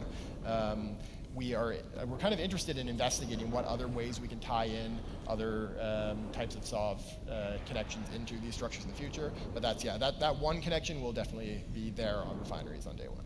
Okay, and are you considering a reshuffling of mineral distribution? We are considering that, yes. I can't make any commitments yet, but that is an option. At the moment, we're keeping our options open. Have you thought about maybe introducing new types of ores that will sort of combine minerals and moon minerals in order to make these builds more interesting? Yeah, so that is definitely something we're considering. We are definitely going to be adding new ores as part of this, because what you'll actually mine from these belts will be an ore that has the moon mineral in it rather than being the moon mineral itself, because you'll have to refine it. And one of the options we're considering, we're doing a lot of the number crunching for exactly how we want the balance of the economy in this to work. One of the things we are considering, yes, is putting some normal. It looks like these other containers don't have, they're not being pulled in by the tractor beam. Last tiny question. Will there be rigs that bonus reactions in any way? Yes, the plan is to have rigs that bonus reactions. We don't have all the details yet. We're interested in hearing what kind of things you'd like to see in a rig that bonuses reactions. So definitely come talk to us afterwards, and we'd be interested in hearing your feedback. Thank you. Another couple of bits. One, first off, for the moon mining side, are there any thoughts of allowing hostiles to, say, drop a Titan, DD the lump, and cause it to explode into the asteroid belt? So you don't necessarily have full control over when it becomes available? We actually totally thought about that, of just having people shoot in enough DPS into it, it breaks the containment field, and then it all separates.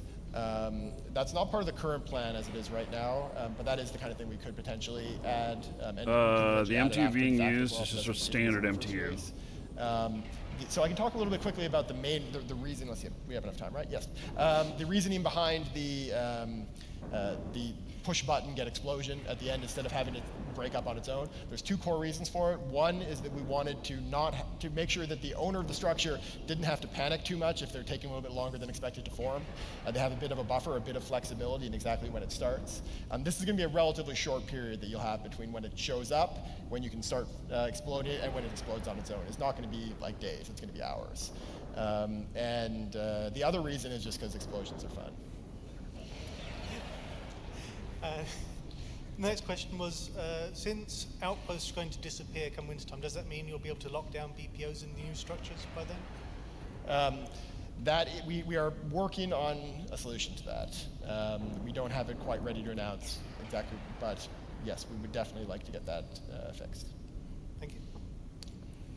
Okay, the rest of these structures, and then People don't like my question. all we have is this left.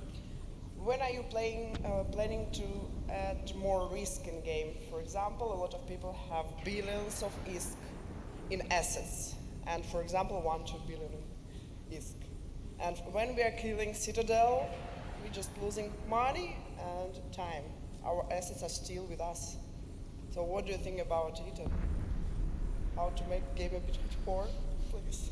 Yeah, so I mean, the risk-reward question with them is like I mentioned before, it's a tough one. We definitely leaned on the side of making it, encouraging people to use it. And yeah, it's 125K range on a standard MTU. He's down right, the MTU is right in the middle of all this stuff. We wanted to make sure they could feel safe operating there. And also you feel safe like doing things like stocking a market, because that's so many assets you need to stock a market. So we definitely didn't want to be too punishing on the asset removal. I think a better option than just like having people lose a bunch of assets in normal space when they lose the structure might be doing something like having more of the structure value be salvageable by the people that destroyed it or something like that as an extra way of providing the incentive for shooting it. Thank you. Thanks. So sorry guys that's going to be all the questions we have time for, but we do have the roundtable on this topic right. Yeah, like that's woman number 2 we've seen here. So that'll be a great place for you to There's a lot more women devs than there are women players, it looks like. Yeah, it's pretty interesting.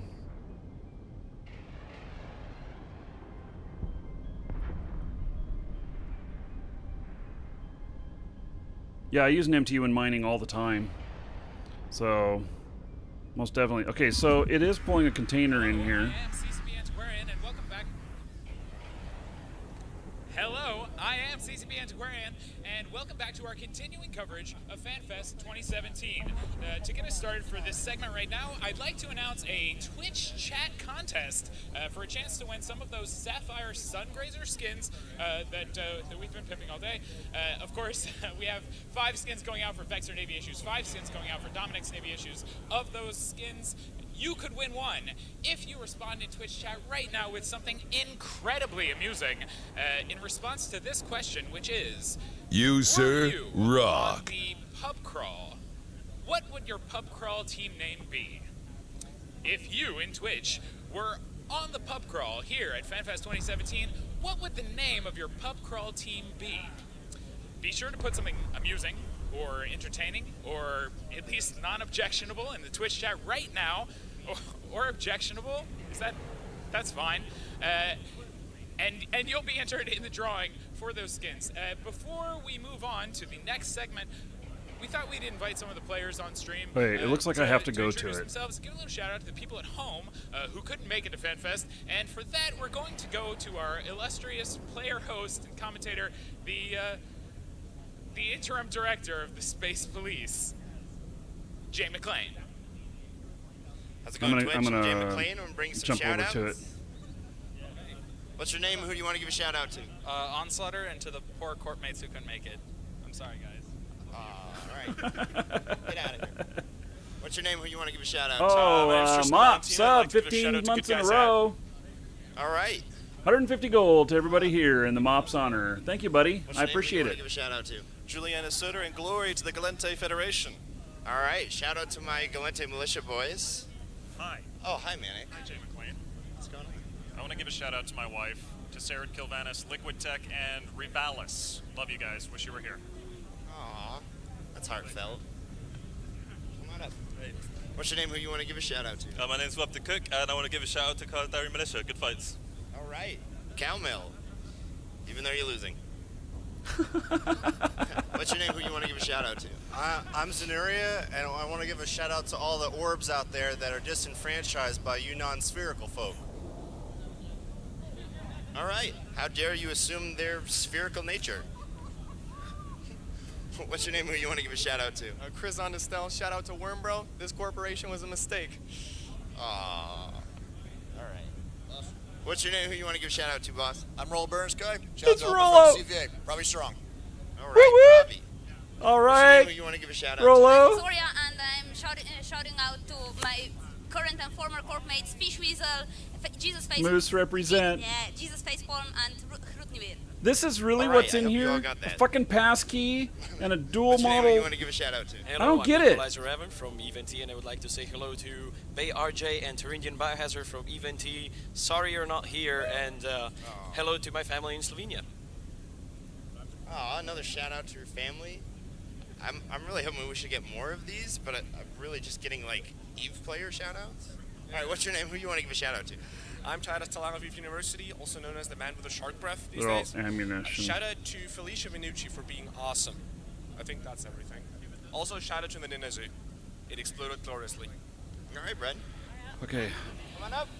Yes. What's your name? Who you want to give a shout out to? I am Artemis Septon, and I am giving a shout out to my brothers in Bloodline Alliance and my adopted family from PL Habit.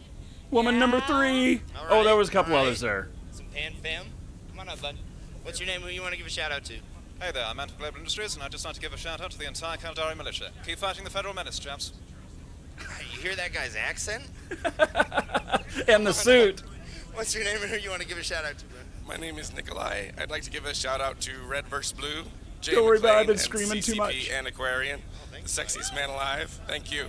Woo! In case you didn't hear that, CCP Antiquarian is now basking in the glory of his shout out. What's your name and who you want to give a shout out to? I'm Hudson. I want to give a shout out to Project Nagaro. Keep being bastards, you guys. All right, all the bastards in EVE. Come on up, bud. What's your name? Okay. Who you want to give a shout out to? Bjorn B. Shout out to my baby daddy, Zarvox Doral, and the Beehive. All right, shout out to all the baby daddies in EVE, right? Hey, how's it going, Jay? Oh, I know this guy. Yeah, we know each other, right? Yes, I want to do a shout out to. Wait. What's your name? Reload. Reload. But I want to shout out to Ryload. Thanks for watching, buddy. I want to shout out to other YouTubers, Gentleman Gamer, Johnny View. You guys are awesome. I always watch you all the time. Thank you. All right, we're going to take a quick commercial break. When we come back, we're going to have more continuing coverage of FanFest 2017 with CCP Antiquarian. I have no talking to idea why I got all Ash these Cadaver passkeys. of EVE NT.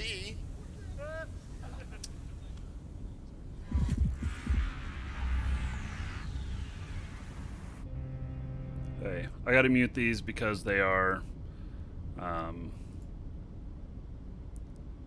ooh, another outpost. Wait, where am I flying to? Okay. We're going through the last room. We'll bring Markee in to this one.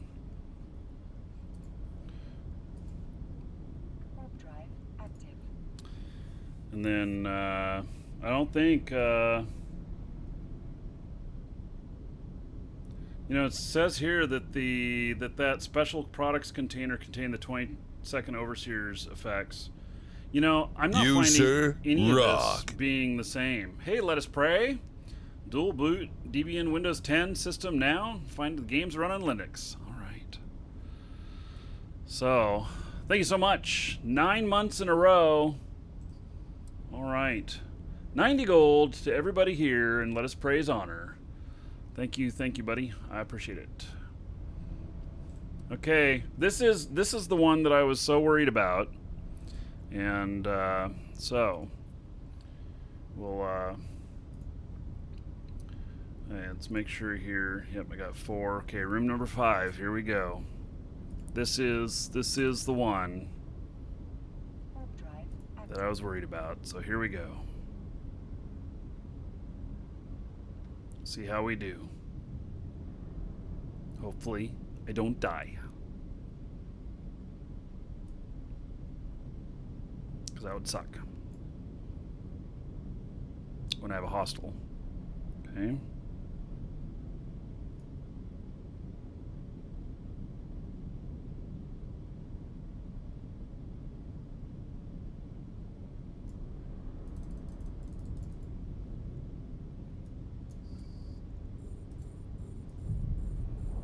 It's got me webbed. I should still be able to jump. Holy shit! Turn on that shield repper.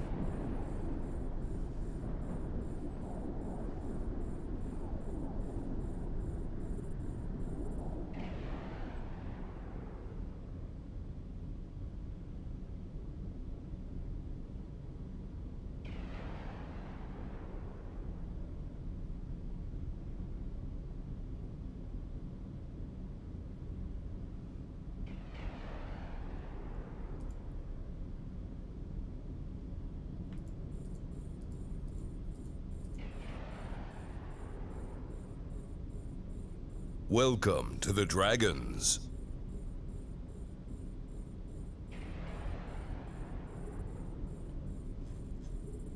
Ton of stuff in here.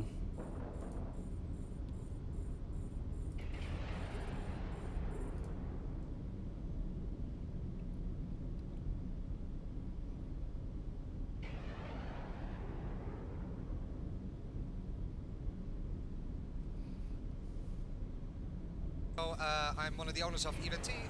Basically, we do a lot of community stuff, both in-game and out-of-game. We do a lot of esports, which is obviously where my wonderful friend Mr. Antiquarian steps in and helps us with a little bit of hosting for the finals. We've just completed a presentation, which was pretty nerve-wracking about exactly all the things that we do. And some of the things that usually get missed off on some of the services that we offer. Hey, I'm getting it. Now I caught a little bit of that presentation. Really great stuff. And of course, I'm a huge fan of your guys' work in terms of the EVT seasons. Season 3 is coming up. When's that set to kick off? It's going to be this fall. Elise has actually announced the dates. He's going to be tweeting out some dates a little bit later. That's Elise Randolph. It is indeed the one and only Elise Randolph. Okay, so my DPS is enough to take this out. Elise Randolph, Eve Sports Director. Oh yeah, he feels super powerful with that one. I'm telling you. Yeah. So tell us a little bit more about EVT in general, because it's not just a tournament. You just hit me again. No, so we actually do several events out of game. So we've got an event in Nottingham, which we're actually looking to move to Birmingham and go even bigger. We're looking to merge with a massive gaming festival called Insomnia. So you'll find some information about that very soon. And that almost got it. We also do 31% structure, 16%. Club meets, super cool, super friendly. We do some in-game stuff, some in-game events like frigate free-for-alls, that kind of stuff, and some various services on the website, like art tools where you can like pose your ships the way you want with decals and different suns and different backgrounds and all sorts of cool stuff. And things like the Alliance tournament. Wait, I got it. Where you can, skip back and forth between multiple Alliance tournament matches. I feel like Apophany must have had something to do with that. No? He's around. Sorry, Apophany, you're just not that important. He's not even watching. He's here. He's here. Oh, in that case. Somewhere. No, we love Apophany. We've actually just announced some pretty big news for us. We can't announce the dates because that would be breaking NDA and I would get in serious trouble. But we can announce that the Alliance tournament this year is going to be split over 4 weekends, of which the first 2 weekends will be done by EVT. That's fantastic. Actually, kind of parallel to what we did last year with Alliance Tournament 14, the ATXIV, where you guys did a great job broadcasting, just wonderful work. And I think actually a few of our current CSM members, at least one, was on that stream. 2? Oh, I see. Oh, I see. 3 actually. Oh my God! 4. Wait. Oh my God! It's like it's like Inception here. The numbers are off the charts. So when you move EVT to Nottingham, or from Nottingham to Birmingham, you're going to change the initials. This is an interesting one. So there's a bit of a misconception. NT does not stand for Nottingham. What? What? Yeah, this is like a big reveal for you, but EVT basically stands for event, not Eve Nottingham. I'm flabbergasted. My ghast is flabbered. And I don't. Event. I don't know what. Wow, to, that's actually it pretty. says event right there on the shirt. Amazing. Yeah. Of course, if you recognize these colors, these are the colors of the skins that are offered to those who participate and Main Warden, thank you for following. in Welcome. the EVNT tournaments every season. That's brilliant. the most I never knew that recent EVNT offered was I actually think, event. Was it Caldari ships? So for this particular tournament that we just completed, this championship, it was the Caldari Raven, which will be coming out very soon. So before anybody asks me for skins, which I get asked a lot, they will be out next week. But we also had a massive plug in the Aurum store, where basically there was a package for sale for the Cormorant, Caracal and the Drake. So people that don't participate in our tournaments had a chance to buy some of the IGC skins, and I'm super proud to say that they were the best sellers for the 2 weeks that they were out. So yeah. Excellent. And of course, those skins were developed by my team at CCP, where we make wonderful things for our wonderful friends to give to our wonderful players, who are all here at FanFest 2017, along with myself and Nash Cadaver. Nash, thanks for being with us. Anytime. Love you. You heard it here first. We are going to go to some messages from our participating alliances and or friends in a commercial break, and after that we'll be back with the last session of today. So for Nash Cadaver and myself, CCP Antiquarian, fly free. Hey. Oh, they're not doing any messages. They're going straight to the next event. Okay. So it's the last one of the day. All right. It only took me all of FanFest Friday to do this site. G'day, FanFest. Every lasting future. No, Eve TV stands section, for session. everyone versus everyone. And this is Team Phenomenon. I am CCP Larrikin, and I'm a game designer. I'm CCP Burger, Senior Development Manager. I'm CCP Yo Mama. Please don't get offended, it's actually an ancient Asian word, it means great white bear. I'm CCP Feligus, and I'm a programmer. Yeah, I'm CCP Paradox, I'm the Senior QA on Phenomenon. And this is our motto, making space great again. Right, We're like actually Trump. A tools team, and our main goal is to make tools to dynamically generate player versus environment content. So we did the mining operations, we're I'm doing the getting hammered here. shipyards, and what our presentation today is actually going to go and talk about some of the tools that we use to make that content. These battleships are at optimal range now. Look at the future on how we can use those tools in the future. I said that already. So mining operations, they were launched with Ascension last year, and all it was NPCs which mine in belts, much like you guys do, and then haulers would come in and take that ore away to parts unknown. If you were ever foolish enough to attack them, or you had negative standings and you came on grid with them, they will call in reinforcements and you'll get a really big fight. This was like the first AI that we made that used advanced fleet tactics, and all the ships that we made were based on player fits. So the first tool we're going to talk a little bit about is like how we author NPCs with player fits into the game. So I'm going to talk first about player ships and how player ships work. Oh, you're talking about Evil and Guild, which you're okay. a little bit familiar with, hopefully. What? Yeah, okay. If we look at a Rifter is a type in our game, and it'll have a shield capacity of, say, 450, which is why I used that example. And then you fit a small shield extender to it, and that will have a capacity bonus of 450, and then there'll be an effect on the small shield extender that will put that capacity bonus onto the Rifter, giving you a total of 900. All right, so I think that my work like fit, that. I was able to Have tank this. I modules. could do just, Instead, I could, the base type, the NPC itself needs to have all of the attributes of like the fitted ship. So we do that using Python.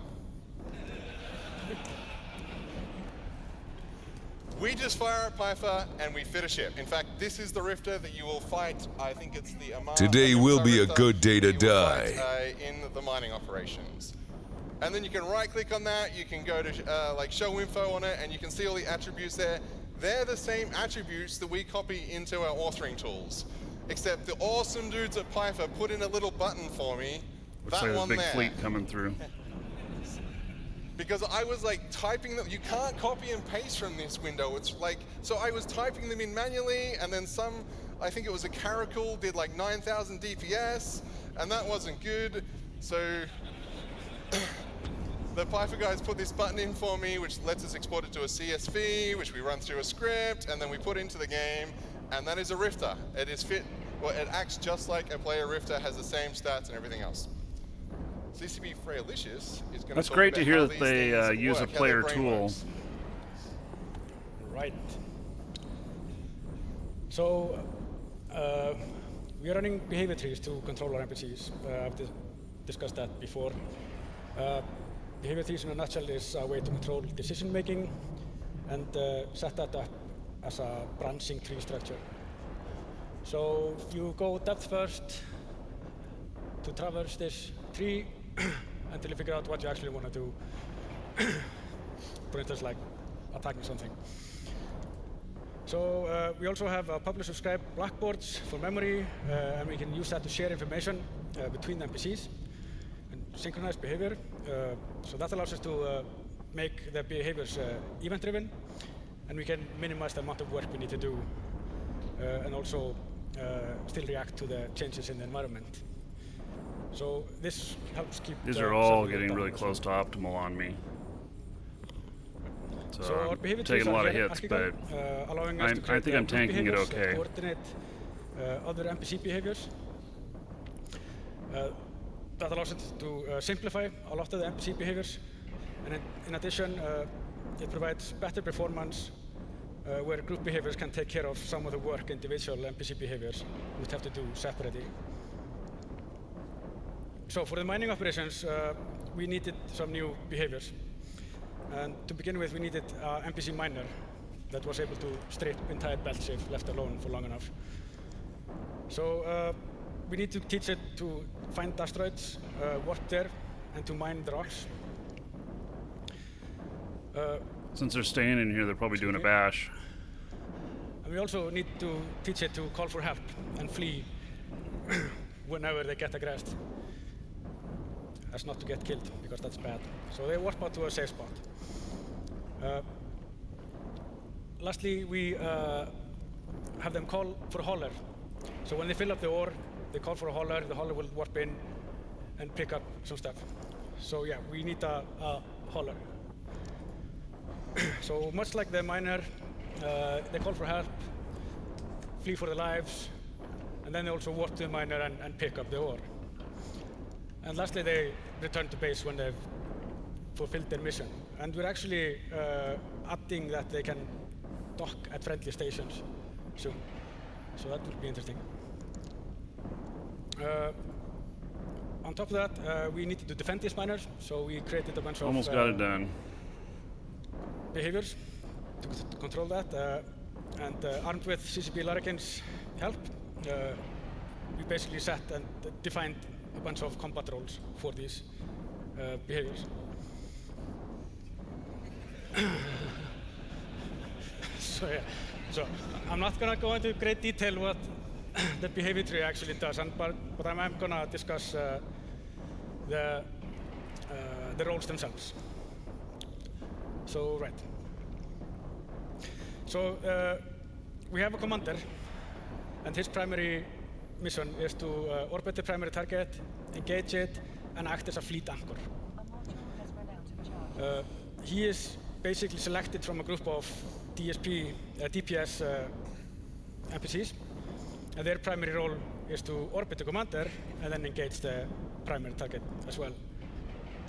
That in turn leads us to the tackler.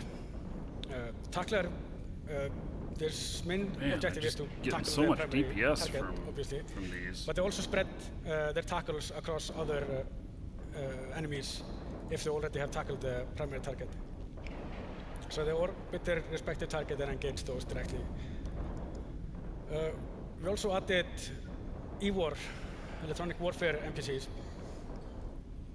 Their mission is twofold. So we have the anti-DPS, and they basically are there to mitigate the damage done from the players using disruptors and such. Then we have the anti-logistics. And they focus specifically on logistics and apply dampeners and newts and ECM to basically cripple their ability to heal their mates. Yeah. Are we back? Right. There comes the logistics. Yeah, we have the logistics as well.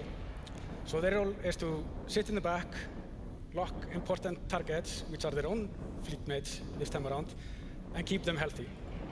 And in addition, they can actually assist people with good standings if the situation should arise. So that brings us back to Larkin, which is going to talk about fleet formations. So we wanted these fleets to act a little bit intelligently, or these gangs. I guess they're not really at the fleet level quite yet. And so we looked around for inspiration, and we decided that we'd just copy what you guys do. But we need to define that. We need to put that into something systematic that we could sort of repeat. So we have a player. Figuring out where the commander goes is pretty easy. He's going to be at the effective weapons range. He's one of the DPS ships, so putting him there is going to be perfect. NPC DPS and tackle is easy. The DPS orbits the commander, the tackle orbits the target. That's sweet. But now we need to figure out where to put the logistics. And to do this, we set up a fleet axial vector and put the logistics at the effective repair range, hiding behind the DPS. And so that's easy. That's where we put our logistics. And then finally, the electronic warfare support can just orbit around by themselves. We did this for two reasons. First of all, we actually kind of want to be a little bit easier for you guys. We want them to go outside of rep range so you can kill them. And also their ranges vary wildly. Like electronic warfare with neutralizers is going to come in really close. Something like a Maulus with dams is actually going to be quite a long way away. So we wanted a little bit of a catch-all for that. This is the final fleet formation, which looks pretty much like what you guys do. And we internally actually call this the Wizard Star formation. Because it kind of looks like a Wizard Staff a bit. So, coming in May, we are launching the Blood Raider shipyards. We're going to be having play tests on Sissy. Has all my things gone? All my notes have. That sucks. Yeah, we're going to be having playtests on Sissy like next week, hopefully, or the week after. Anyway, soon. But it's going to be a Sotio. It spawns in Blood Raider space. Only one of these can ever spawn at a time. There will never be more than one. But it is a normal extra large engineering complex. It has the same damage cap, has the same fittings. It is always vulnerable low. It doesn't have a set period of vulnerability. And because it's not connected to the Upwell network, because it's a pirate Sotio, it doesn't have a armor reinforced cycle. It goes straight from shields to hull. So you hit it, and then 24 hours later, you have the hull reinforced cycle where you can kill it. While it is in shields, it is not visible on the overview or the tactical overlay. It can't be probe scanned or anything like that. After it is reinforced, it is visible, and anyone can come along to the party.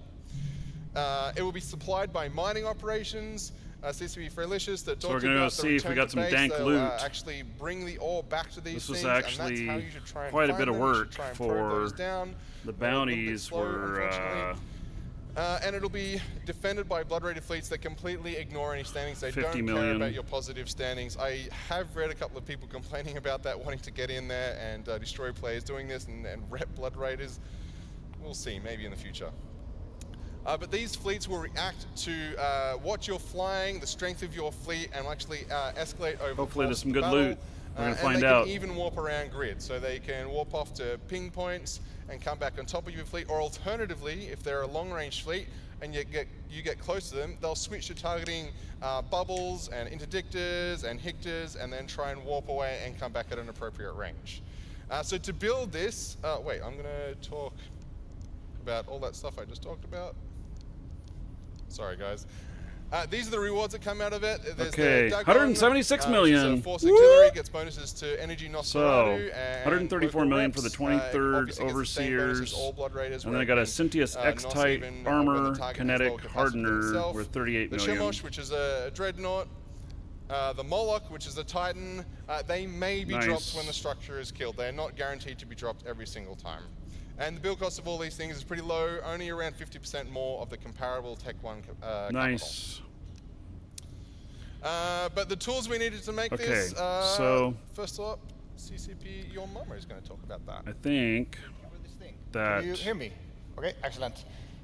So we need yeah, to go up to station this is the to make all the Sotio gates that disappear previously so my showed. other character can get in here. It's basically our first test to let behavior logic take over an And actual I will, item. So oh this wait. is actually a player item Let's per just se, carry but as it's much as I actually not can. going to be like you can't own it. We're just using it as a test bed.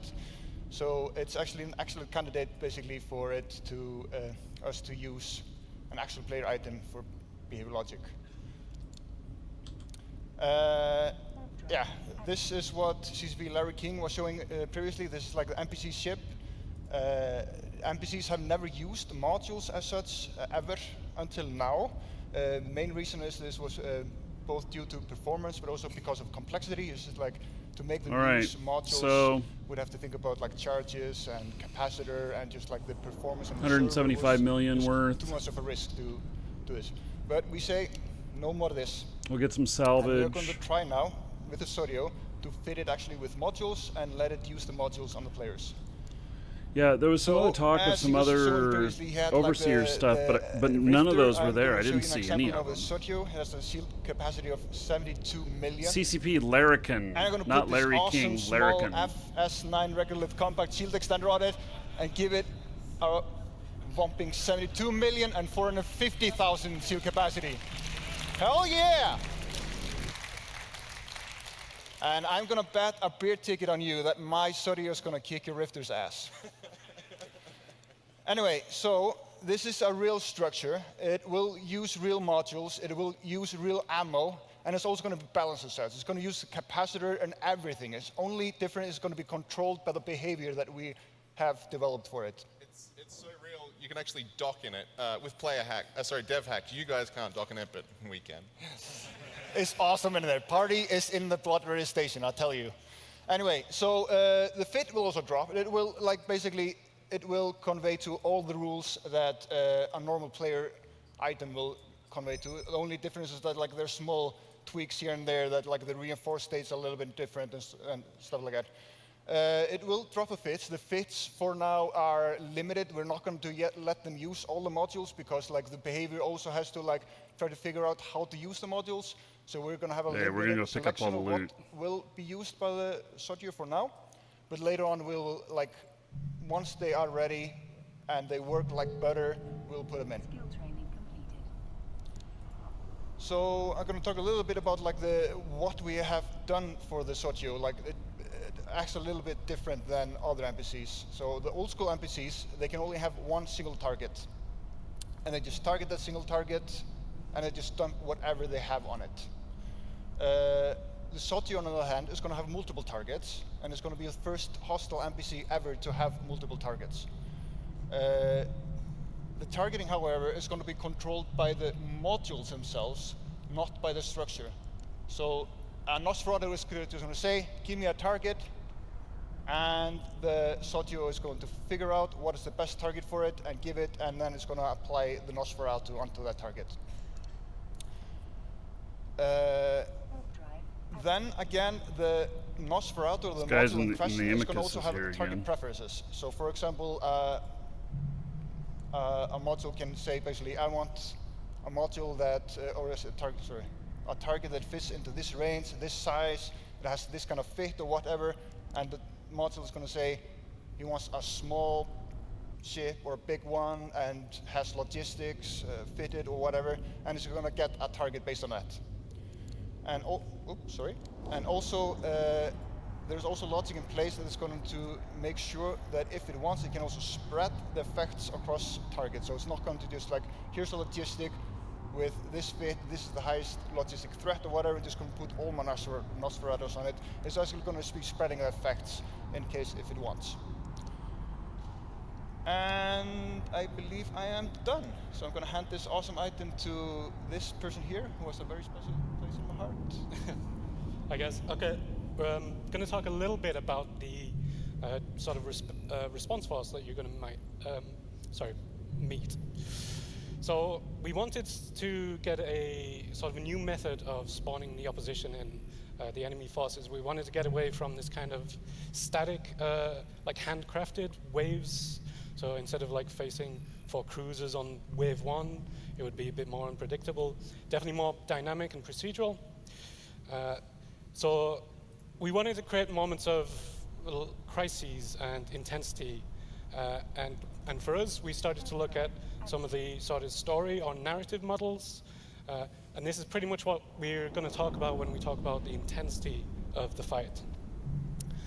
But to actually spawn the defenses, we need to evaluate what you have brought to the field. So we need some way of calculating this and trying to come up with an efficient counter so they're not spending too much of their own resources. We thought about this for a little bit. So here's the AFK salvaging. A familiar system to us, which is pretty much the Alliance tournament, the point system. So we're going to be giving each ship sort of their own points. This is actually from the Alliance tournament tables, based on, so Tech 1 battleship might be around 18 points. We can also go a bit more into detail, which is exactly what the shipyard does. It doesn't just look at the ship type or the group, it actually starts looking into what you've got fitted. So it starts trying to evaluate exactly what role you're going to be playing inside of the fight. So it'll determine whether you're sort of long range fit, short range, or support. With this, we evaluate the battlefield sort of all the time. The shipyard is constantly doing that, checking what you guys are bringing and if it's got enough well, to she's match your gonna forces. grab We don't want to loots. spawn a one-on-one fight, so we're kind of looking at an entire fleet or a cluster. Frelicus will talk a bit more about that. For example, we might determine there is an artillery MAC fleet, and say it's about 10,000 points. And what we're going to do is we're going to counter that with a specific long-range fleet of our own. Exclamation point, ticket space 1 or higher in Twitch chat. This We're going to would start be wrapping NPC things up spawn here. table. So this is another new tool Gonna we do last created giveaway to for a help new us. account code. And basically we give the NPCs themselves their own points value. It's pretty much exactly like the players because we PvP fit these. We also weight them. For all of these, you'll see that they're actually short range. All of this weight would make up to 100%. So we were trying to make sure that we spawn in the correct rolls for each time that we try to match the intensity of the fight. We also give them further tags, so if we really need tackle on the field, then we can pick into those as we see fit. And that's pretty much it for like ramping up the intensity in the design forces. So we made 2 new tools. One was the sort of reactive NPC spawning system. We finally came up with a name of it. That we're going to be using for the future, pretty much trying to create dynamic responses to you, so you're not going to mission guides and seeing that you're fighting 3 waves of this, this, and this. The other new tool was the NPC spawn tables, which just give us, we can provide this information, and then the shipyard's going to make its own decisions. We don't have to do anything. The actual story, we've play tested this ourselves. It's always different each time. We have no idea what's going to happen when you guys get, it's just going to spawn whatever it thinks is good.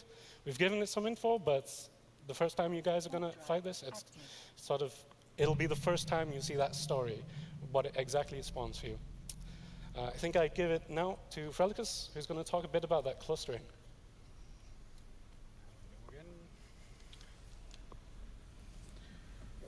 Right, cluster analysis. So that brings us to. Okay, so about 1 more minute and we'll draw on this. Given the it's provided by our battle, store, we need some way exclamation point of, coupon in Twitch sense chat. of what's happening Get a link to our based store. on our, and based on decisions on. So to start with, we need to have some understanding of where our own NPCs are located. And that allows us to place proximity sensors on top of them dynamically to know basically what they're seeing and what we should be the CCP stream's still going. When we end the show, I will host them. So we might actually be a bit too far. So using this, we can then generate a list of threats. And then if somebody is dumb enough to attack us, we can actually add them to that threat list as well. So to achieve this, we cluster the enemies to figure out basically to get pockets of dense pockets of enemies to attack. So leveraging hierarchical clustering techniques, we generate this. Then we can also assign them threat values based on how 39 much million damage in they've been loot dealing here so far. And what kind of ship It's okay, I suppose. we have. And from that, choose what part of the player fleet we should actually attack. And if we have more fleets going, they can actually attack separate subsets of these players. So this can be pretty expensive, especially given how many players can potentially be on the battlefield fighting over a station. So we have to take great care of Perntai. not running Congratulations, this Perntai. too frequently. You are the winner. So we don't topple the server, and you will have nothing to do for a while. Check your Twitch mail. Anyway, You'll find that that contained sort of within. covers, the clustering, I think. So I think that's off to the future.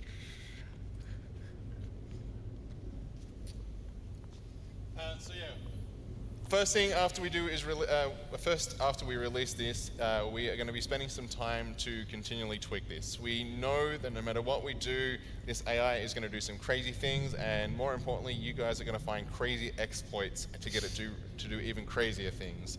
So we're going to be spending a couple of months assessing exactly what it's doing and tweaking the AI and ensuring that it can deal with whatever you throw at it.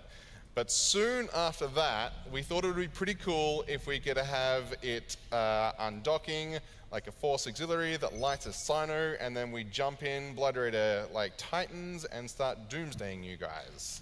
Oh yeah. So we're actually going to be using the cluster analysis stuff that CCP Felicius just talked about to pick valid targets to doomsday. That's why we built all these tools, so we can actually implement them in different ways. That's the near future, but talk a little bit about the far future.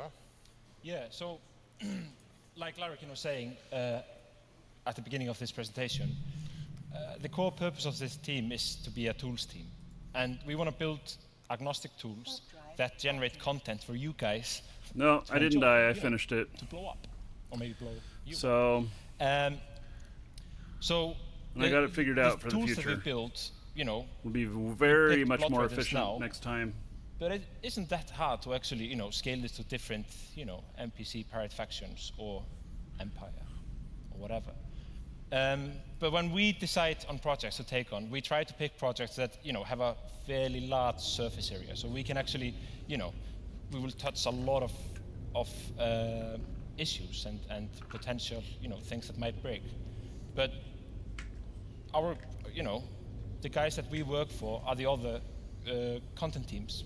So we will deliver this tool to the other teams, dev teams, for them to do whatever, they want. That could be anything from, basic one-on-one fights to, new anomalies or I don't know, maybe missions or little content for 5 people, or maybe convoys that you can intercept. Or the point is, these tools can be used in all sorts of different contents at different scales, but we wanted to start big.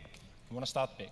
And, my favorite idea is like a loot goblin type of a thing that just, loots all the wreckages out there that are left for no one to loot. Chase it down and try and get all the goodies. That would be fun. That's a Freaky Friday project. But so we are, we are building this tool with the hope of giving the world more life and really making the world become a player, an active player in the universe and in your guys' stories. We don't want PvE to be this it's less than 10 million of this in awesome loot. PvP game. We want PvE to be right at the center with the PvP. We want it to be something valid. We want it to be something Let's see how it's doing on and it's salvage. exciting. And it's not just another she finished all kill of it. 5 rats again and again and again and again. So with this in mind, I encourage you guys to come to our roundtable. Oh, only 1.7 million in salvage. 11 o'clock Not tomorrow worth morning it. in Amar. Our bodies are going to be there. Our minds will be there. It will be amazing. But we understand that 11 Saturday after pub crawl is early. Yeah, all of it. So we are going to take a couple of questions now. Thank you, guys. Okay.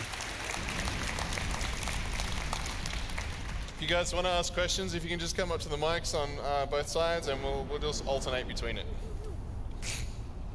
I like the host Acers. Yeah, the 1080 Ti stuff produce here. a kill now. I've got. Yes. Thank you. So, are these things going to be in just Blood Raider Sov or Blood Raider flavor space? For the moment, it's going to be in all of nullsec space where Blood Raider NPCs would spawn.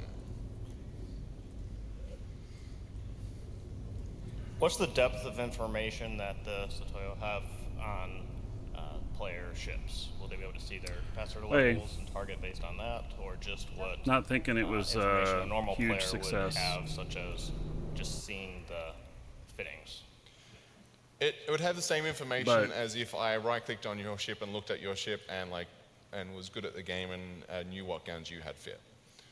So that's the sort of information it would get. They have an easier time to actually look at your modules. You don't have to do it through. We'll transport this ship back down. So they can actually check your guns and see what kind of things you're firing.